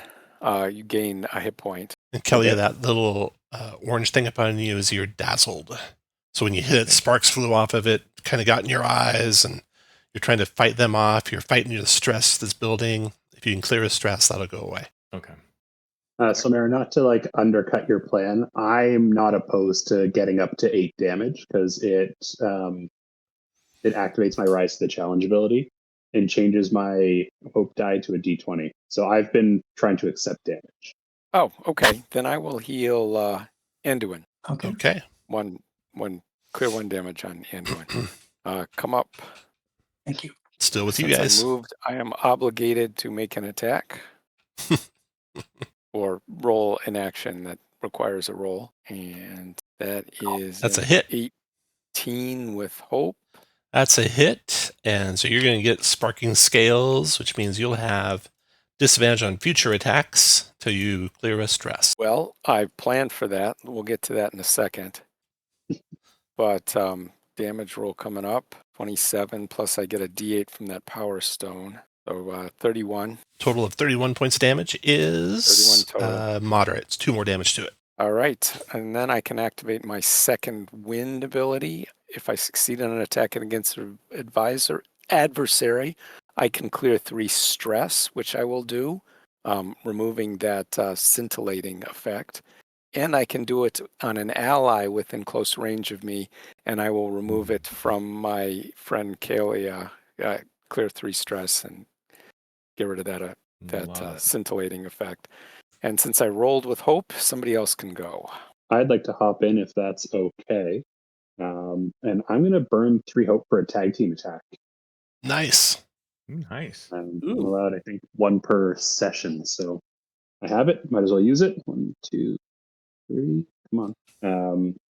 The person that does this tag team with you does not burn up their 1 use. You guys, whoever does it with him can still do their 1 use later. Nor do you burn up any hope. Only Kelgorm burned up the hope.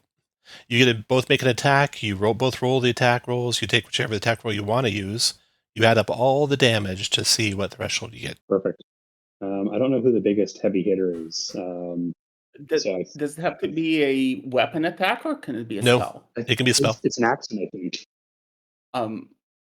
I'll go in with you.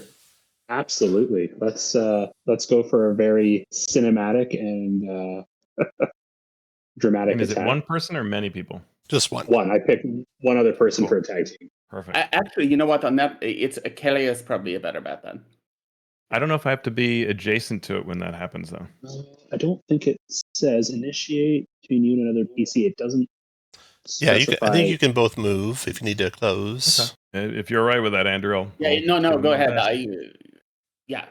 Do it. Yeah, we're essentially just like working together for like a cool badass attack. Yep. It doesn't specify range or whatever. All right, So- I'll roll my attack, see how that goes. That's going to be boop, boop, boop.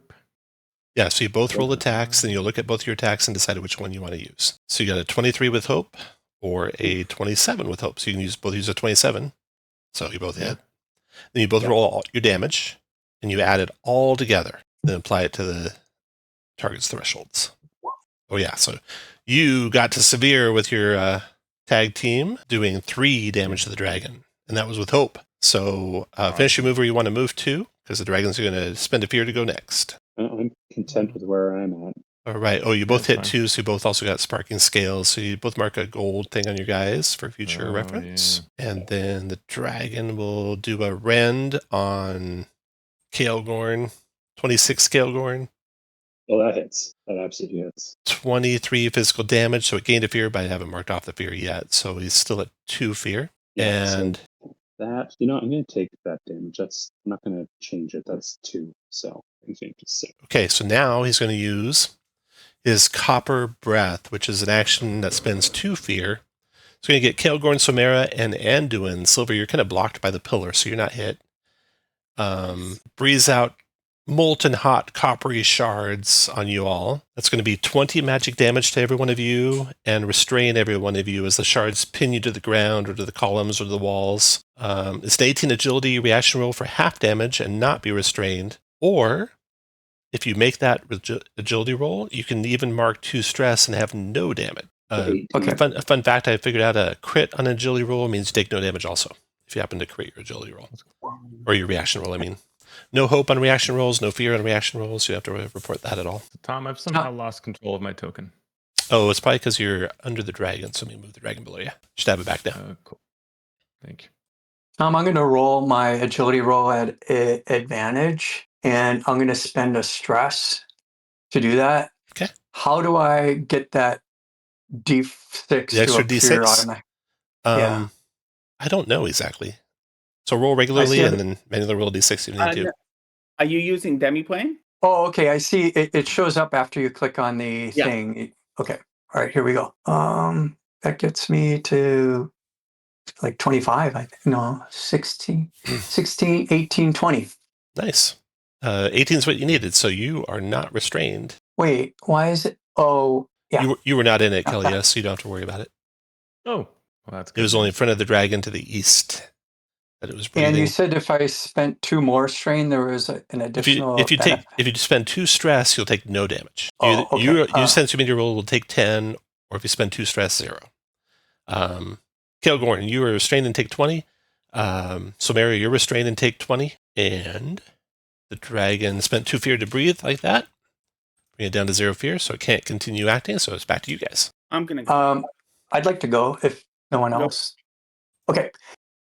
I think I have a shot on him right there, and I'm just going to use my normal bow attack. And I've been neglecting the fact that I have sharpshooters, so I'll be getting +2 on this roll.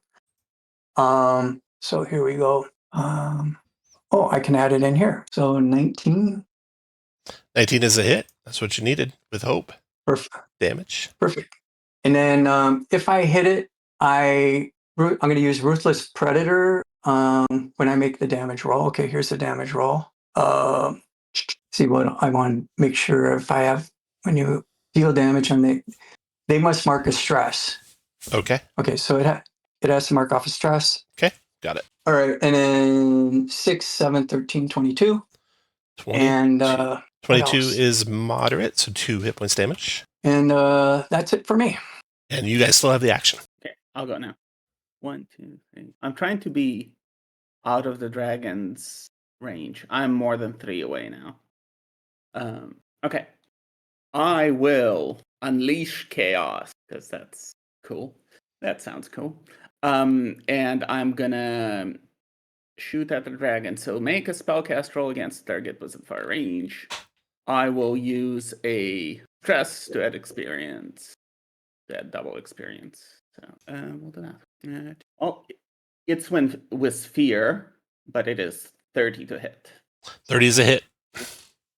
I will. Is there a skull here?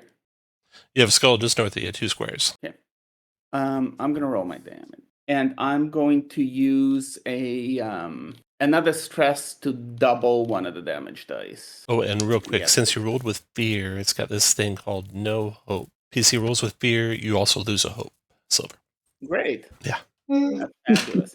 So 18, 20, 30 damage. But 30 damage with hope fading and your last blow. How do you kill the dragon? Essentially, you see her begin draining shards of energy out of everything in the room, like kind of draining magic out of fallen things, some out of the skull, some out of the copper, some out of herself, and just unleash it all in a giant ball of chaos into the dragon. All right. The dragon almost implodes from the inside. Its ribcage exploding, copper scales flying in all directions, ricocheting off the walls. And then as it falls to the ground and its long neck kind of falls like a rope to the floor, its skull crashes into the ground with a big metallic clang, and lying there is the copper skull of a dragon, detached now from its head, lying on the floor just to the feet of Kelia. The energy kind of reverberates through the room between you and Silver. The skull is caught up to it north of you, Silver, and it explodes in a magical burst affecting you and Kelgorn and Solmera. So you 3, but you all dive out of the way of it. I think you all have better evasion than 7 and are not hit by the explosion of that skull. And then you hear a chain reaction of skulls to the north. Anduin, you got one of them exploding. You dodge out of its way. And then Kelia, you have 2 exploding. near enough to you to dodge out of the way of those. They are... First one's misses you, and the second one, you guys dodge out of the way of all the fireballs. Yeah. And the room is quiet, but still smelling of ozone and smoke and fire and death. I really liked her haircut. The dragon's dead, exploded from the inside. The dragon's giant copper skull lies on the ground, but it's corroding now quickly. The other skulls all exploded. There is effectively 10 bags of gold scattered across the floor, so you can each pick up 2 bags of gold if you split it evenly between you all. Yeah. We can finally pay those miners. Yeah. Have you completely thwarted the curse yet? You don't know. You can keep exploring a little bit if you want to see what else you can find. Sure. Be more triggered. Okay, I break the restraint. All right. Where Huzzah. to? Oh, we got some rooms down here. I'll open this door. Oh, it looks Yeah, like stairs going down. hexagonal. What was the story with that room that we were looking into through a peephole? So there's another peephole to the same room that you can see through the door to the east. The stairs go down. You can see there's another peephole partway down the stairs. There's gonna be a door there somewhere. Yeah. Stairs wind Go around. over You see this there's way. Follow me. there's another peephole down there. You come to a landing. You can see a doorway to the east, a door to the west, and a skull on a plinth in an alcove. I should just run up and stab it. It's been Do nothing but trouble. Can we, So, like, I mean, touch it? I'm invisible, so I'll come up to it. And I'm just going to stab the skull. Okay, as soon as your blade hits it, it kind of like knocks it off of the plinth with a rattle. But then the thing starts rising back up, and you can see surrounding it like wizard robes, kind of, but with a skull on top of those wizard robes. And is that picture? Cloaked demon creature with long limbs, seeping shadows. It's seeping magic is what it's seeping. They're not shadows, but they're more like magic seeping out of it. And it tells you that your struggle is pointless. You will never stop the curse. It doesn't attack, though. It just says that. And the skull doesn't move. It's solid copper. And so that all just happened in your minds, you think. Well, there's always a way to undo a curse. Blood magic. I mean, someone's got to know how this curse gets undone. Anduin's just going to shoot an arrow at the thing anyway. Okay. Fire away, Anduin. Oh, I thought it was imaginary. Okay. It quickly tries to dodge out of the way. Difficulty of 17. Okay. Here we go. Do this, and then I do 2 more. But So, you connect. and here's the damage. Oh, not great. 7 plus 6, 13, 22. That is moderate damage to the thing. And then it will spend a fear to react to that. And it will use, it says, your friends will fail you. Spends a stress. Oh, we can't do that because you did not fail with fear. You got to really screw up for that power to happen. It says your friends will fail you. And it lashes out instead with a miasma bolt fired back at Anduin. Anduin dodges as the thing hits the wall. And back to you guys. I feel someone else should go. I've been stabbing a lot of things. I'll point my staff at it and take a shot. Not gonna use anything for this. 17 was fear. 17 hit. Damage is here. That is 19 damage. 19. That's 2 more hit points to it. It will go after you. It'll fire a miasma bolt at silver. 18 silver. 18 is going to hit. 13 magic. Do you have 1 or more hope? I have 1 hope. Okay, then you took 13 magic. It gains a fear, but it does not have a relentless, so its turn is done. Back to you guys. I'll get into the fray. 2, 3, 4, 5, 6, and I will give it the old 1 too. Well, 1. 17 to hit it. That's a hit. And when you roll your damage dice, you can reroll any 1s or 2s. Okay. So Just I'm roll just gonna 2d10 do manually, and subtract 3 from what they are. 2d. Much better. All right. That is severe. You crush the thing. The skull falls to the ground and begins corroding. The robes of the wizard fall on the ground too. Oh, so the robes are still there? Yep. Anyone want a fresh set of robes? And I kind of pick them up. Silver, are they magical? No magic. I put them down. Damn it. It was Rolled Obi-Wan. again. What? Wow, these things are dangerous, but I've got a door next to me, so I'm going to open it. So here you can see the copper cage, about 4 feet in diameter, sitting on the platform. The chamber is enormously tall, shrouded in darkness. Your light can't reveal the top of it. There's a door into the copper cage, about 2 feet square. The copper cage is about 4 feet in diameter. And there's a little platform there to set something on in the copper cage, but it is empty. Maybe we have to put the Dragon skull? copper skull. Dragon skull. Well, every skull's corroded so far. You don't have any skulls left right now. But we need to find the one that doesn't corrode because that's the key that goes into the lock, Maybe. which apparently seals everything up, which is not what I would expect, but I trust the wizard. There's another door down here. Oh, maybe what we need is in there. I motion to the space I think Kelly is in. Oh, no, you're visible now. Yeah, I am visible. Okay. I attacked at that thing. All right, then I'll open it. Long, dusty hallway. 2 doors off to the north. Always Okay. more doors. I stalk down the hallway. Oh, it's like an empty. Oh, there's a door there. I'm going to pop it open. A room, some broken furniture, a couple chests, a couple crates. The crates are old and moldy. A doorway that is actually glowing to the northeast. Well, that doesn't scream adventurers come here. I don't know what does. Silver, Is it you can magical? detect magic on that door. Abjuration type magic. I don't know you know the type or not, but I don't have the spell magic. Is there spell magic at Daggerheart? I must have moved that door accidentally. It's not actually blocking line of sight. I mean, we should check all these chests, says Kelly. Yeah. Yeah, a search of Definitely. these chests. You don't find anything of value in these ones.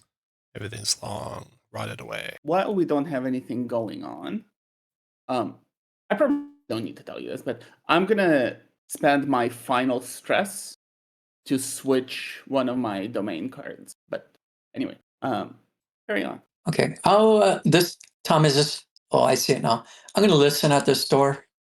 Deadly quiet beyond the door. No sound. Okay. Kalia, do you think you can pick this door? Oh, of course, of course. So, Kalia, look in the door. It's got runes inscribed upon it. It's not locked that you can see, but it's sealed all the way around with like a bitumen type seal all the way around the periphery of it.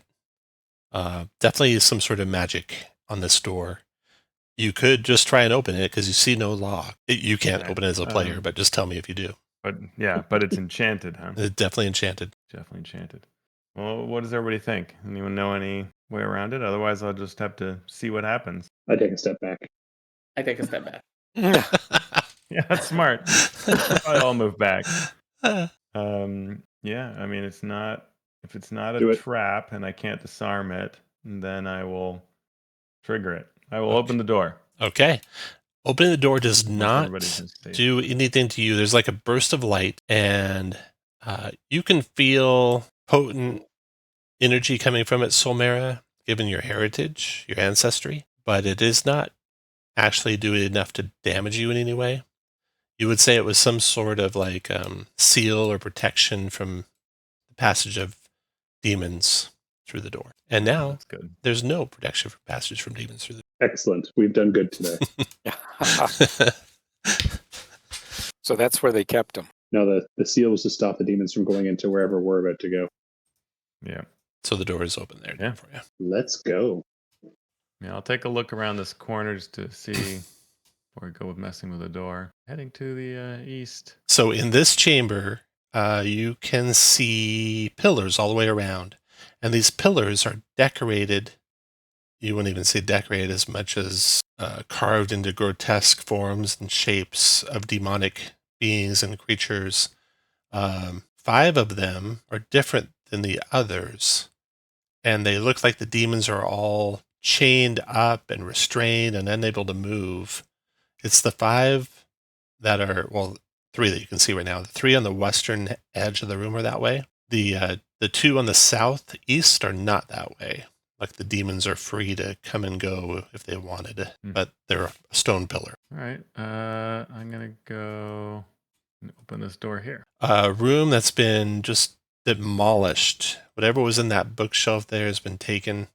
except for a few scraps of paper and nothing of value. Hey Tom, I'd like to inspect this area for tracks to see if anything's been through here recently. Good question. Nothing's been through here recently. No, it's been a long, long time. Okay. So now you can see that yeah. the 3 columns on the north and the 3 columns on the west are all chained up demons. The 3 columns in the southeast are free. Okay. So we've got some chained and unchained. Only some of them are Van Halen fans. I'll come over here and open this door. Pause there. Everyone get where you want to be when Kelia opens that door. So Kelia, when you open the door, you're like stared almost like right in the eyes by a skull on the far end of the room behind a cage. No obvious doorway into the cage. No mechanism you can see to open the cage from where you're standing. You also see skulls to the north and to the south, but they're not facing you. They're facing maybe the other skull, actually. The one that's looking right at you. The same time as that happens, you guys hear a grinding noise, and Anduin, you see the pillar has released a demon within it. And Silver, you see the pillar has released a demon within it, and you may have another demon that you don't see. All begin to move at the same time that the door is open. And Sphere over here. You all, of course, were careful and ready, and you get to go first. What do you want to do? The demons are coming to attack. Yeah. Why don't I see any? Are there tokens? Silver, One you probably here. don't see any because they're past the central pillar there. So all around, there's a hallway to the north with pillars of demons that are restrained. Now you can see one, Silver, I think. If you move north one square, I'm gonna shoot it. I'm gonna point my staff at it and shoot it. fire away. That- Difficulty is 17 on this thing. Oof. Might as well. I will use my 1 remaining hope to add an experience to this and hope for the best. Well, I hit but with fear. Hit with fear, okay. Yeah. And so one of the things that does is I'm now fully. By the way, what does being fully stressed out do? Ooh, that's not other good. than- So you become vulnerable. You want to have a red dot on your character so we know we have advantage to attack you. And anytime you take another stress for any reason, like a monster does it to you, you'll instead take a hit. Cool. So I'm fully stressed out. But the ability that I swapped in is Voice of Reason. I am emboldened in the moments of duress. So when all my stress slots are marked, I have +1 proficiency, so I hit harder. Hold on. So that'll be 21, 27 damage. 26. 27 is moderate damage. You do 2 to the creature. It's got a thing. Double check what I can do here. Can it not have a thing? Takes damage from an attack within 30. Marks a stress to make a standard attack for its attacker. Okay, so it's going to mark a stress when it takes the damage from your attack. Retaliate against you using its retaliation reaction. Standard attack. Oh, you're not within range for its attack, so that should have been 15 feet, not 30. Never mind. Nothing happens when your spell goes. Nice. But this will happen. Take damage, blood and soul. First time attack is made in your sight. Tick down when PCs take violent action. When it triggers, it summons minor demons. I'll put a countdown timer here. Countdown is a 6. That's not what And because I hit it, I'm going to use Second Wind to clear 3 stress. Oh, that's good. Now you can take the red dot off your guy. Yeah. Okay, so that's 6. Put it here by the demon. And that counts down to 0. He's summoning more demons. You can see the demons and the pillars that are chained writhing to escape. And they're getting, as that countdown ticks down, closer and closer to escaping. That was reaction to Stop him that seeing demon. an attack made in his sight. You all done, Silver? Yes. Okay, so you attacked with fear. So they're going to go. Coming toward Anduin, this thing strides toward you, Anduin. And then it smashes with its great big... We'll do this first. It'll spend a fear. Drop the fear down 1 and do battle lust. Boil bloods for all of you. You're going to use a D20 as your fear die till the end of the scene. Oh. D20 as your fear die. This battle lust of fear. That was its action. And so now the action's back on you guys. Now, is there an easy So- way to- Let me do this real quick. This might save a lot of time for us. There's a 2d12 button when you click on your token. I'm going to make a 2d. I'm going to do d12, d20 button. Let me save that. Copy, cancel. Unless you're quick at doing it on your own. D12, D20, D20. So this will do the roll. D12, D20. So it's token action. Test it. Save it. Boom. There you go. So now if you click your token, you'll see a D12, D20 button. You can also make up custom rolls possibly. Yeah, just like you just did there, Silver. Perfect. Yes, the way you do that is when you hit your duality roll in demiplane, like below where it says roll, there is a little button that points down, and the little button with 2 arrows to the right. The 2 arrows to the right allows you to add different dice, and you can just click on the die that says fear to remove it. Perfect. And then add a d20. Okay. Perfect. Action is back to you guys. I'd like to go. I'm gonna back away to here. I'm So I didn't like close where. the door as you start going. Maybe we should just run away and close this entire room's door. No, it's going to summon things. Got to kill it. Yeah, I'm all for killing it. All right, and then I'm gonna use my ability to put a focus on it. So I'm gonna spend a hope to put focus on it, and then I'm gonna shoot it with my bow. And I'm gonna try to use that trick that you just told us about, where let's see here. How do I change this? No, I'm not really seeing it. If you're making an attack, you click on the attack modifier, it'll pop up the menu. At the very, very bottom, there's 2 arrows pointing to the right. You click on those, and it gives you the ability to do like plus D whatever. So you can click on okay. I see it now. Okay, let's see if this... And click on the fear button, and or the fear dice, and it'll remove it. Okay, let's see if this works. So I rolled with fear. I'm sorry, but I got a 23 on that, so that's a hit. So here's the damage. Let's see, 4, 8, 12, 17, plus 9, 36. No, it's 26. 26. Yeah. Nice. And I'm done. Sorry about that. I'm going to spin a fear right after your turn. Take the spotlight. A demon comes around the corner of Kelgorn toward you. A regal cloaked monstrosity with circular horns adorned with treasure. And it will step up to here and use action with fear. Time is money, or money is time. Yeah. Also, it's got track its gold. Okay, so you can see a lot of gold dangling from it, and tax versus it. Okay, so when you guys just type this so you can see it. Money talks. Tax versus it will have disadvantage unless the attacker spends a handful of gold. It starts with 5 handfuls of gold.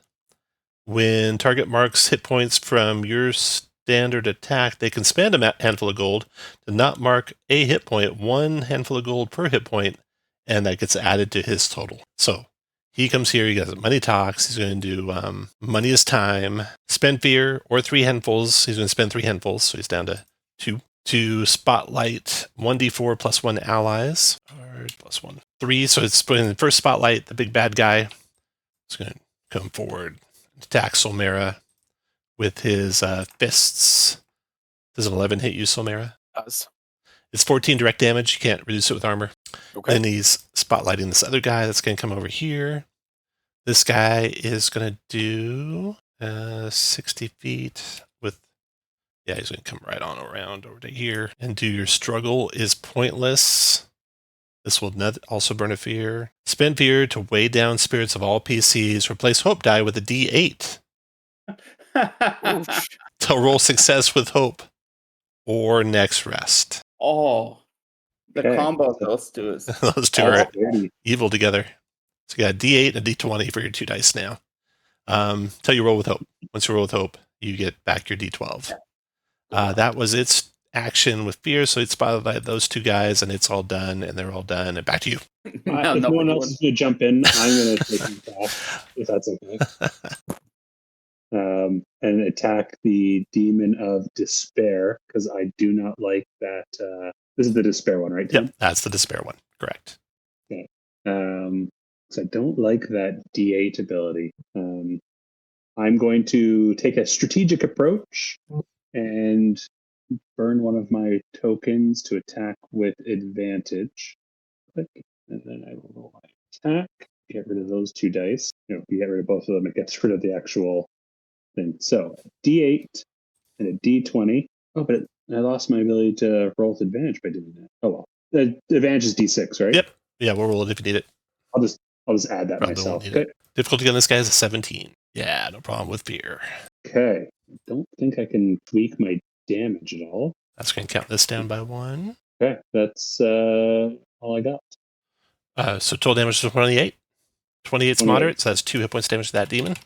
And back to them because of their roll. So demon will do Hungry Maw, the one south of you, Kelgorn. 17 plus his handfuls of gold, so it's actually a 19 to hit you for Yep, that's 18 magic damage. And Okay. money talks. So you can spend a handful of gold to not mark a hit point, 1 per hit point. Do you want to spend any gold? No, I want to take that one damage. Say again? This is extra damage. Is this the damage from his attack, the Hungry Maw, or is this totally separate damage? The damage from his Hungry Maw is an 18 magic. You could, if that would mark a hit point for you, you can spend a handful of gold and not mark a hit point. I absolutely want to mark that hit point. So I'm gonna take Okay, it. all right. That was his turn, and now it's back to you guys. I have something that might help a little bit. I'm going to attack with my hollowed axe on the Demon of Wrath. I think I've got the roll set up here. Oh, that didn't show me the dice. That's no good. Go ahead and just re-roll it. Guess I'm re-rolling it. /RD8 plus D /RD8 /RD20. Or actually, I could adjust that macro button again. Make another macro button. But just roll it randomly. It's just /RD8 /RD20. Oh. Add them together. No need to make macros on the fly. You roll dice, just regular. 2 on your hope die. D20 for your fear die. Boom, you hit with fear. Okay, I hit with fear. I got something, but to change that into hope, but let's do the damage first. Okay. Yeah. Well, no. Do the thing that changes into hope if you have it. Okay. As a Infernus, I'm fearless, and I can spend 2 stress to turn that into a roll with hope. Boom. Okay. And that should clear the D8 effect on everybody. On I think. On you, I think. On me. Yeah. Okay. So now you're rolling D12 and D20 again. But I'm going to roll damage. 19 plus the D8 from the stone.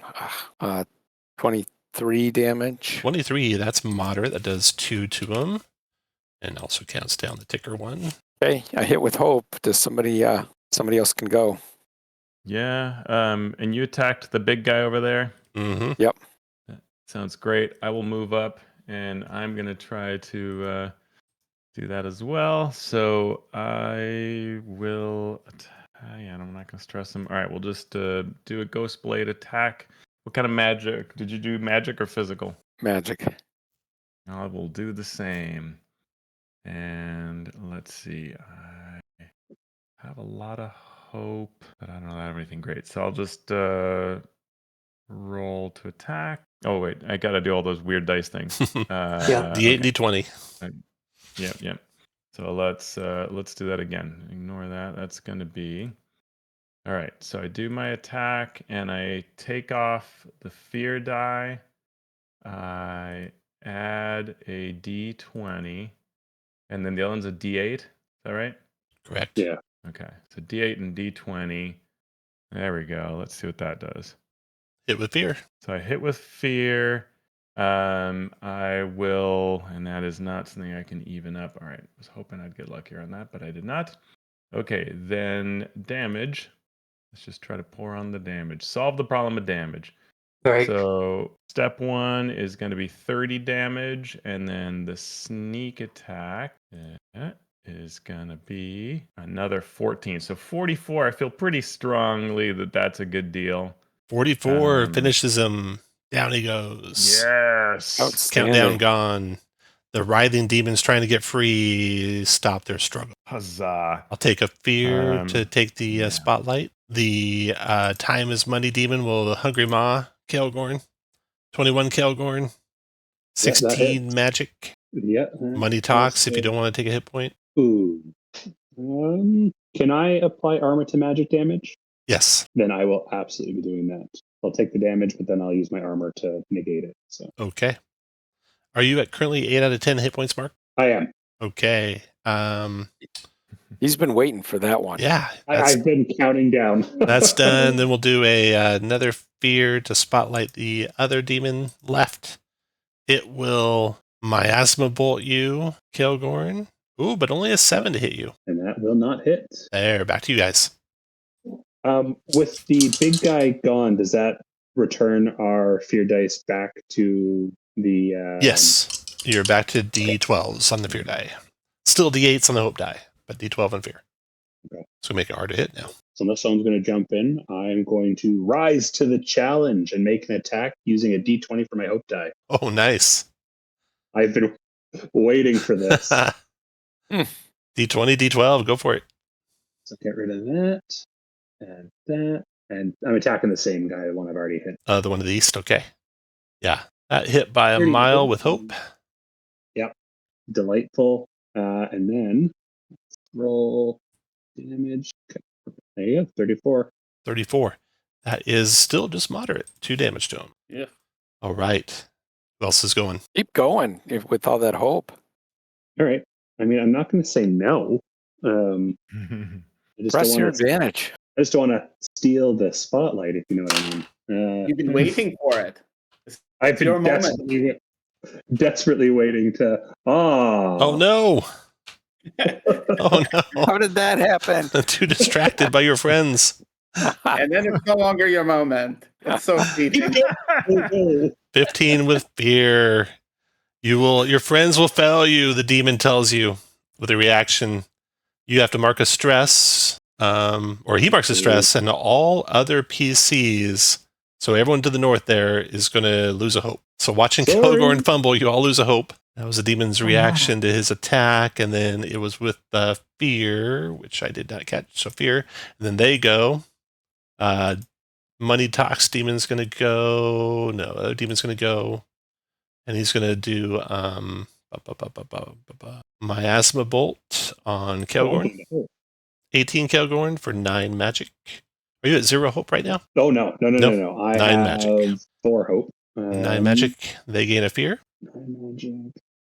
Okay, so I'm going to take that as another armor hit. Armor. Okay, then the demon to your south will use Hungry Ma, hitting you for 17 magic, and he tells you money talks. You want to not mark a hit point, just give him some gold. Yeah, I'll throw a handful of gold because I picked up 2 before. Nice. All right. Let's see. I had to mark that demon down. That's it for the demons, and your guys' turn. I'd like to go. Absolutely.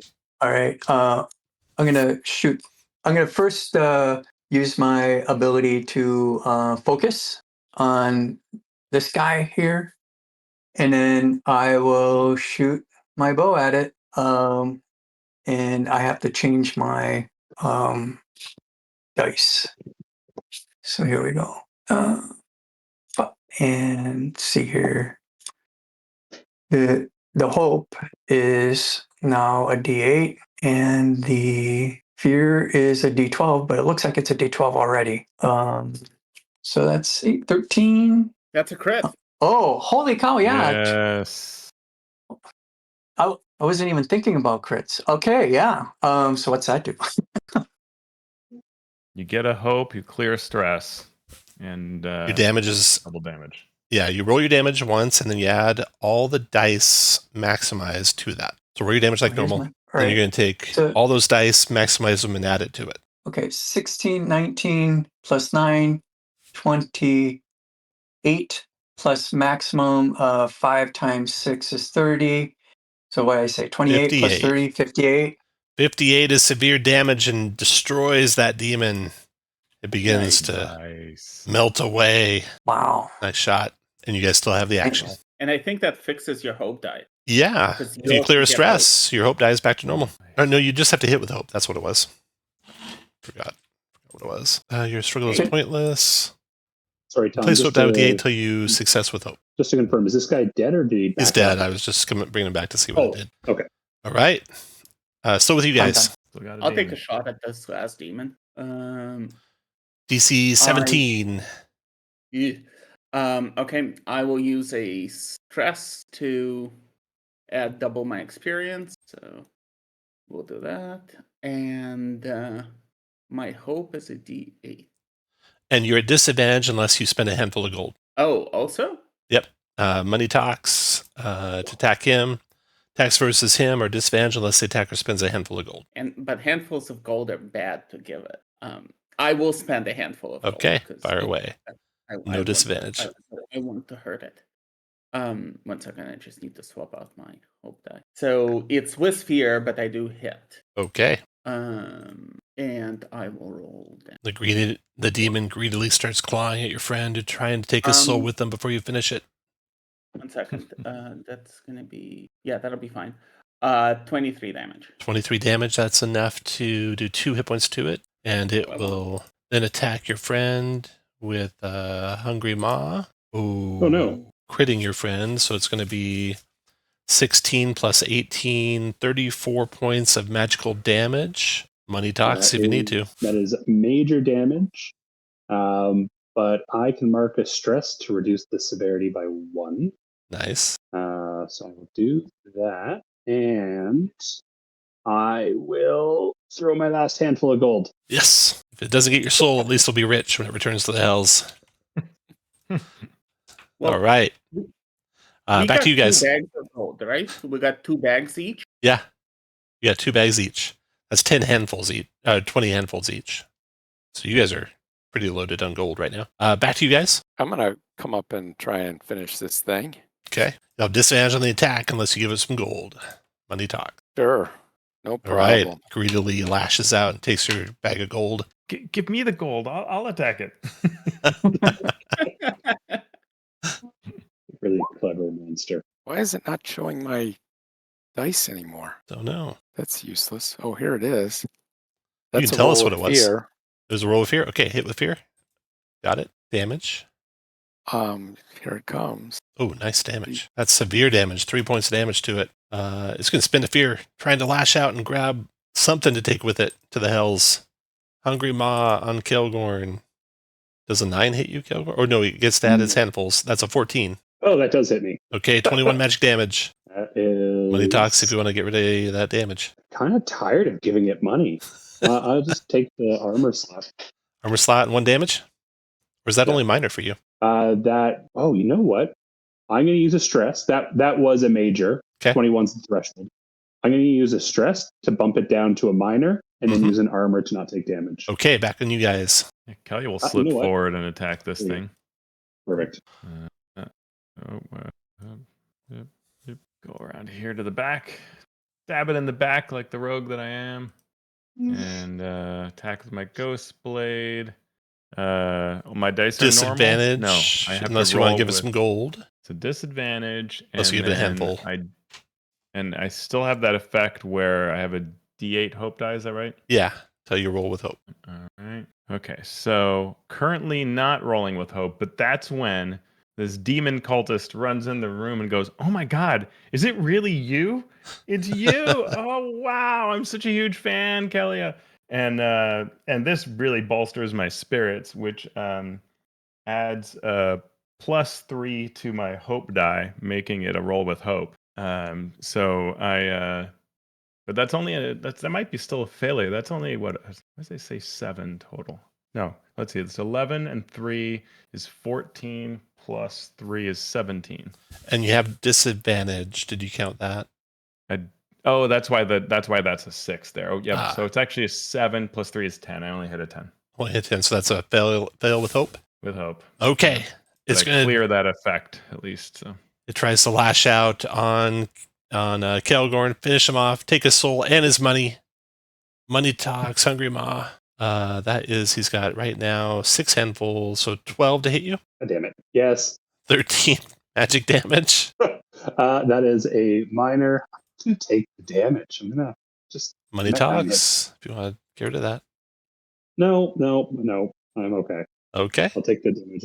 I'm at 9 hit points. All right, back on you guys. Does anyone mind if I whack this thing with my axe? I'm kind of mad that it Money keeps hitting talks me. if you don't want disadvantage. Or it's my first time attacking it. I'm going to use my strategic approach to use my last token, and I'll attack it with advantage. All right, so those negate, and you attack normal. It's better than gold. And then that hope token is still a Nothing's better than gold is the last thing the demon says in your head. what the? It was 17 at least. It is. 17 is a hit, though. But did you roll your... No, you countered it. So that's a hit. What's the damage? And I'm going to re-roll those ones. All right, Jesus. 21 is enough, though. Even with a kind of slightly missed roll, you smash the demon, and all your gold is gone to the hells. And So glad the last of the pillars stops trying to break free, and everything goes quiet again. 9 hit points, Kalgorn, living on the edge. Absolutely. I need that D20. I'm rising. Go to back the and look at that challenge. Room that we were going into. Okay? I sit down. One skull looking at you, the other skull's looking at it. I don't see the door now. Oh, there it is. Yeah, I'll come in and see. And you can see what some the- levers on the north wall just around the corner of the door. The east wall just around the corner of the door. 1, 2, 3, 6 levers all down. Algorn, do would these you like- skulls- Just to interrupt, Kelgorn, would you like me to cure one of those, bring you back up to 8? If you're good with that, absolutely. 8 is my Sure. my dream position. I need to spend some time and fix my armor. I think I have a magic item for that. Well, you have to tell us something about yourself as I'm doing my mending touch. That's what the rules say. Oh, is that what the rules say? Yeah. Yeah, well, I will explain that this is the closest that I've been to defeat since being cast out from my home. There you go, little juicy nugget there. I'm going to use a consumable item, my armor stitcher. I can spend any number of hope to clear that many armor slots. And as I currently have 4 hope, I will spend 4 hope. All right. So in the chamber, there are 6 levers in the down position. There's one skull looking at the door. And Kelia, when you get that close to it, within 10 feet of it, very close to it, you note that skull is different. It is hollow. It's copper in appearance, but it's hollow on the inside, unlike all the other skulls that are solid copper. Ooh, this might be the key skull. Maybe we've got to figure out a way. There's maybe some sort of puzzle we need to do to open it. So this skull is looking away. There's the skull to your west that's looking toward the door, basically looking at you, everyone who gets close to it. The 3 skulls to the north are all looking toward the skull that's looking at the door, and the 2 skulls to the south are looking toward the skull that's looking at the door. And then there's what kind of levers?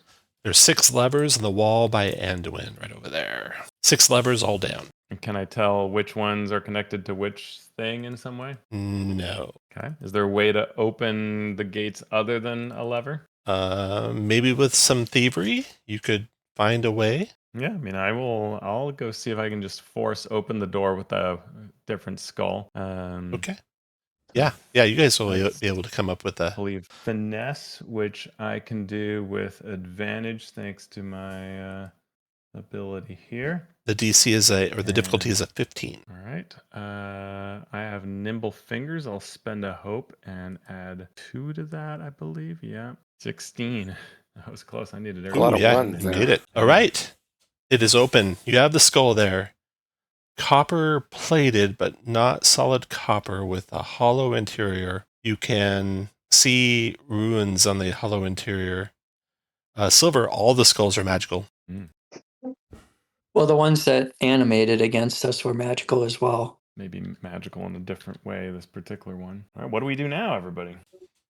What do the runes say? Those of you skilled in magic would be silver. Anduin, Yes. you don't know for sure. I hand it to Silver, or I ask if Silver can take a look at it. I look at it. Okay, Silver. You would surmise these are demonic in origin and nature. They are powerful beyond anything you are accustomed to. They have to do with conjuring, summoning, things of that nature. Okay. I think we have to put this in that copper cage. Could try it. That's what I'm thinking, but it could just be falling into their plans by release summoning whatever, but let's try. Like it. I like the idea. Okay. I'm for summoning demons. Who wants to What- pick up the copper skull? I'll pick it up. All right. Nothing happens this time. Nothing happens. Yay.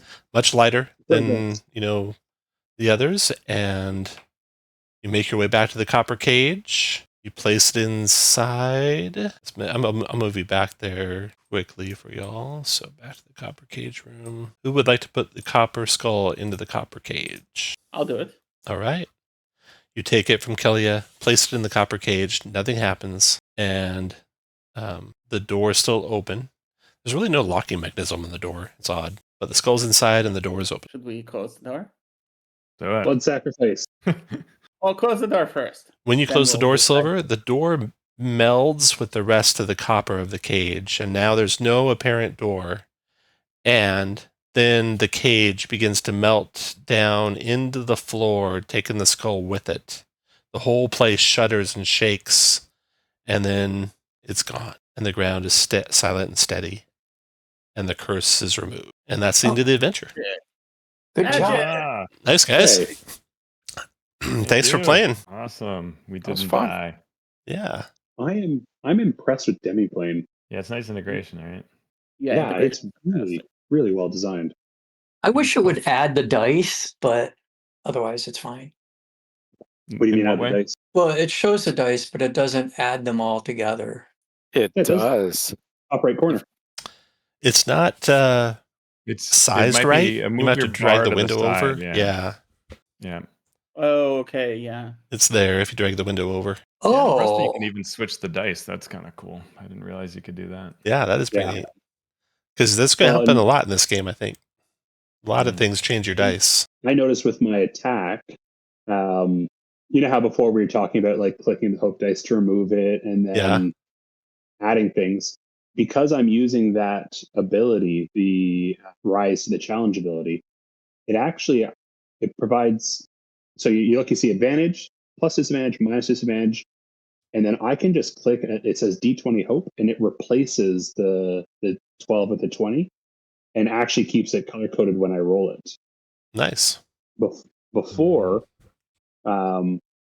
when we were doing it manually, you would remove it, add a 20, and it just shows like a generic dice. Oh, it's just gray if it's not the fear die definition. Got it. That's yeah, cool. so it actually keeps it clear. So And then your advantage die is either green or red if it's advantage or disadvantage. Mhm. Can you do a roll with like double advantage or triple advantage? Let's find out. Plus, plus, plus. Yeah, cool. And it should just add the highest, so it should be What happened? 2 lower than the total of all of those. Oh, and if you So have you can. So looking back, I probably should have rolled with advantage and with disadvantage because it looks like. well, try that. Roll that several more times. They should just cancel, and it should not take the difference between them. 13. Yeah, it took the difference between them. I don't think it's supposed to do Yeah. that. I think they cancel That- until you have either hope or fear left, and then you roll the That's dice. That might just be a demi-plane thing versus a. Yeah, they probably just Yeah. need to update their rules there. Yeah. But still, Yeah, it's really good. It's impressive. Yeah, even for my voice of reason, which I swapped in, where if my stress is full, it increases my proficiency. Like when my stress went back down from 10 to 8, my proficiency actually dropped automatically. Like I don't even have to do anything. So if my stress fills up, it increases the proficiency, and then if it goes down, it decreases it. It's super slick. yeah, like it is really kind of clever with that. Like that, me being able to change the dice, the hope dice from the 12 to 20 and keep it color coded is because their program recognizes that my health is where it is. I don't need to change anything. Yeah. So that's an interesting rules thing, right? So you have a thing that changes hope to a 20, and there's a monster that changes hope to an 8. Oh, which takes So, precedent. Yeah. Like, yeah. Would it have gone the other way? Like if you came into that combat with a 20 and encountered that monster, would it have changed to an 8 first? Is it whatever happens first? I don't know, because mine says you can roll a d20. So how is it worded for the monster? Good question. And there's lots and lots of rules like that maybe they'll clarify or maybe they'll leave vague and let players decide table by table. You can imagine a game that isn't play tested by hundreds of thousands of people. They're not going to find everything until it's actually played by hundreds of thousands of people. Then they'll find it. And especially changing things at the end. So Yeah. Post play test. So even play test, not everything got play tested this way. They do already have an errata document, so there could end up being, they do? It suggests they'll keep making it. Yeah, they do. Have to check that out. It's available on their downloads page. There is your struggle is pointless. All targets affected replace their hope die with a D8 until they roll a success with hope or their next rest. So that looks like it's a flat replace. 12 becomes 8, and mine says can. So I don't know if because it's that can, I have the choice to replace the 8 with a 20. Yeah. Yeah. Good question. Probably varies by table, unless they nail it down somehow. Yeah. Those demons were really interesting. Between the money one and like the wrath one also is like, the harder you hit it kind of thing. I really like those demons. Yeah, they're pretty cool. The dragon was pretty vicious, but you guys, in most of this whole session, were rolling good hope. So there was not a lot of fear to spend. We were lucky with that.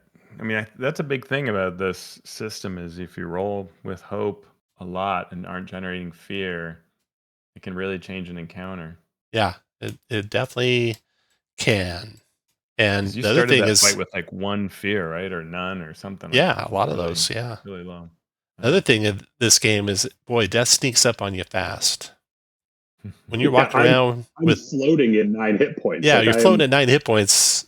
One severe hit, you can't get rid of enough damage to not die. Well, like I said, I have the ability to reduce the where is it? Yeah, when you take severe or major damage, you can mark to reduce.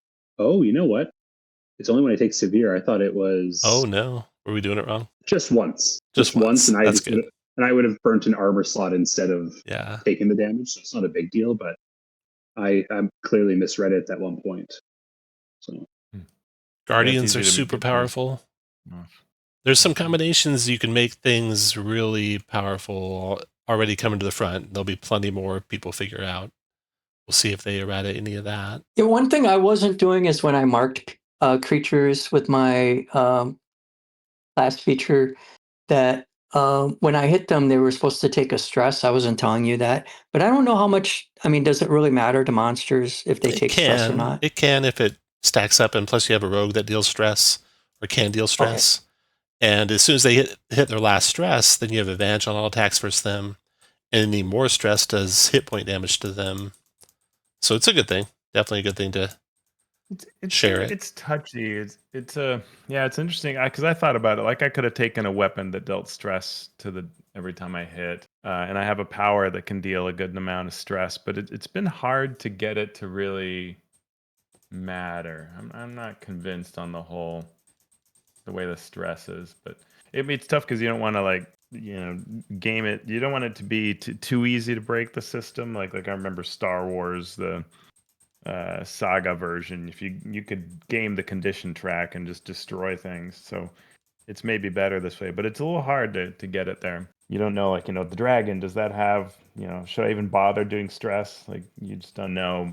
At least at this point in the game, I don't have any confidence that I'm going to do anything significant by going after stress. Yeah, there's so much to learn about power level of creatures that you would learn gaining 6 levels that you didn't know starting at 6th level. Or playing the game for the first time ever. Yeah.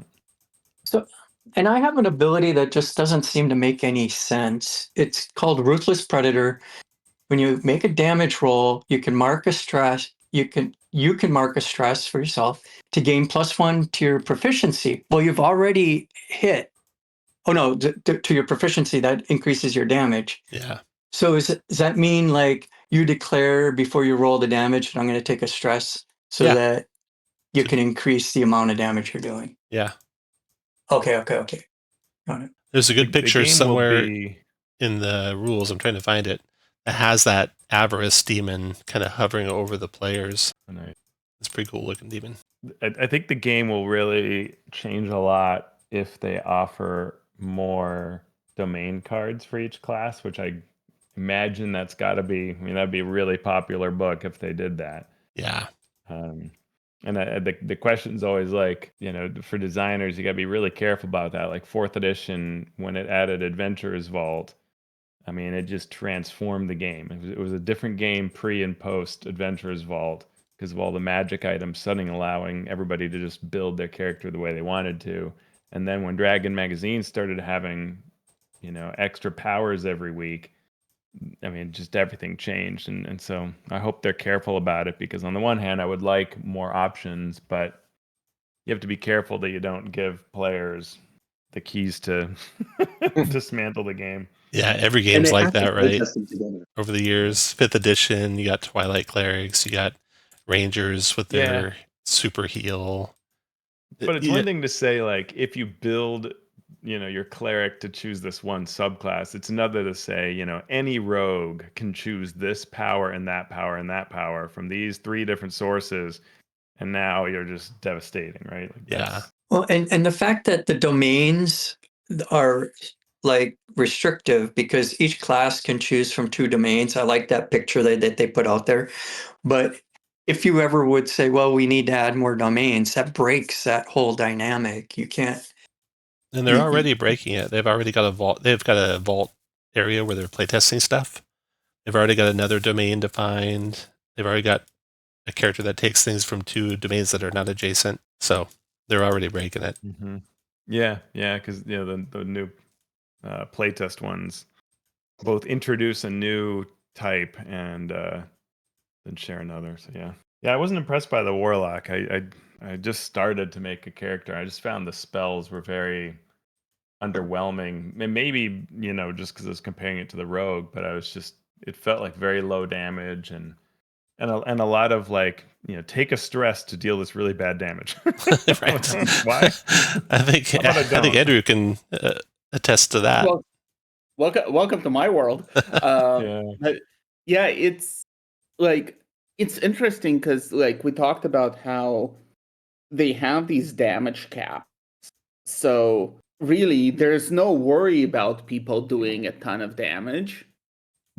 But then, like a lot of the spells, they're really bad damage. They do like and don't scale. But I feel like there's yeah. it's tied to proficiency somehow. It's like they are intending if it's a big area spell, it's going to do 1 damage to everything in the area. Yeah. Like they're doing it on purpose, not doing much damage. Or maybe 2 if you're lucky. But the cost is like every time I cast Chain Lightning to like do the amazing whatever 13 points of damage to everything, it costs me 4 stress.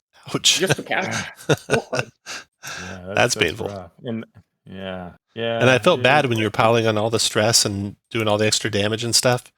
On the Chain Lightning you did against minions because any damage killed every one of them. Yeah, I didn't actually know that. You didn't know they were minions before. Yeah.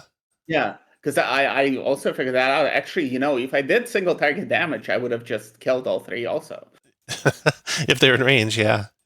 Yeah, so I feel like that needs addressing. Sorry, go ahead. Probably the DM should have telegraphed that they were minions better than that DM did. He just No, that wasn't was your being fault. evil. Yeah, I do feel like spellcasters.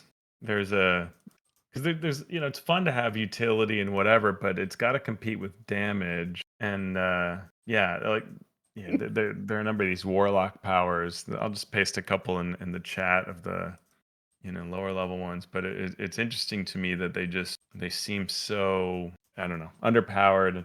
And I think like it's really playing the game has caused me to go like, okay, if I need to do a spell cast roll, it's like making an attack. I need it to be worthwhile because I might be passing control over to the DM if I either fail or roll with fear. So it's got to count. I can't just do it to set it up. And so I don't know if they've been careful enough about that mechanically to say, well, a power that doesn't require a roll, that's neat because you can just do that and not worry about that chance. But if it requires a roll, then you can impact play in a way that will be disruptive. But I don't know. I just find these warlock powers to be very iffy to compared to other options. And this is playtest? Oh no, this is released. They've got a playtest place off. If you go to the main Daggerheart site, that's called the Void. and they've got a warlock playtest and a fighter class playtest. And it's neat, but it just feels like you're doing a lot of, you're doing doohickeys to sort of like make a spellcraft roll. If you succeed, spend a hope. Now they're temporarily withered. While withered, any damage they deal is reduced by 1 hit point. That's terrible. Okay, reducing by hit points is not terrible, but it's like you're doing a lot for like it's like I should just kill this thing, right? It's a little too close to, how about the rogue just kills it? Yeah, they're interesting, but it's very. I found the warlock is very sort of toolkitty rather than being successful at taking things down. I don't know. I do like that at least the warlock one actually uses your proficiency and not just a D8. At least it scales. I finally found that yeah, picture. Siphon. So slight problem, Tom. Yeah. At least for me, I'm there. You go. It was the picture you dropped on the screen is hidden behind the fog of war. I'm fixing that. Oh, that's fine. The nice thing about Roll20 with their foreground layer and their new version is that I can put stuff on the foreground layer that goes on top of Fog of War. There we go. There you go. If you zoom out, you will see it. So there's that demon you're fighting. The demon with the gold. Oh, that's cool. Yeah, that's what you're fighting when that was taking your money. Oh, cool. Yeah. Looks like he has some sort of chain spell on him. I do have to say, I like the enemies in this. Like, I really think mechanically they're quite neat. They're great for DMs too, because I mean, after you'd run them a couple times, you'd know all they do, because they do like 2 to 4 things. And not a lot of detail. Yeah. Enemies should have a variety of things they can do. Even small little janky ones should have, a couple things. And their stat blocks are basically non-existent. There's no abilities that you have for them. You have their difficulty, their thresholds, their hit points, their stress, and then a few little things, and 1 basic attack. So it's super fast to learn them, but they still feel like they got some variety. So I think they kind of hit a sweet spot there. I definitely like them. I'm impressed with the monster setup in this. And getting back to that whole hit point thing we were discussing a while back about, like, well, why do we have the thresholds? And then, but I think this really helps with the scaling, where, you don't want to have like you do in D&D now, and you'll have a monster that has like 500 hit points or whatever, and you're tracking, Yes. 1/500th of a monster's health. You're looking at the monster's pool of maybe being like at the high end 10 or something, and you have to say, well, a low level creature isn't even going to meet the threshold to even do 1 hit point of damage to it. So I kind of get where they're going with that. Oh, absolutely. It almost creates like a percentage system rather than I'm doing 10% or 1 damage. It has created extra math. So there's more work, but the payoff, I think, makes sense. I agree with you. Cool. All right, JDs and Luntsmen, I'm going to step out. Have a happy Flag Day, everyone. Yeah. Happy Flag Day. See you later. Talk to y'all later. Is that Take care. an American thing? Bye, folks. That's an American thing, yeah. Okay. That's very American. All right. Enjoy your, Flag Day, I guess. You can have your Boxing Day. We'll have our Flag Day. Are they comparable? No, I don't think so. Not No one knows what really. either one does, so I don't know how we'd know if they're comparable. Boxing Day, I get great deals at the store. It's your Black Friday, but we also now have taken your Black Friday, so we get double Black Friday. Oh, man. Very sorry. All right, guys. Talk to y'all later. Take care.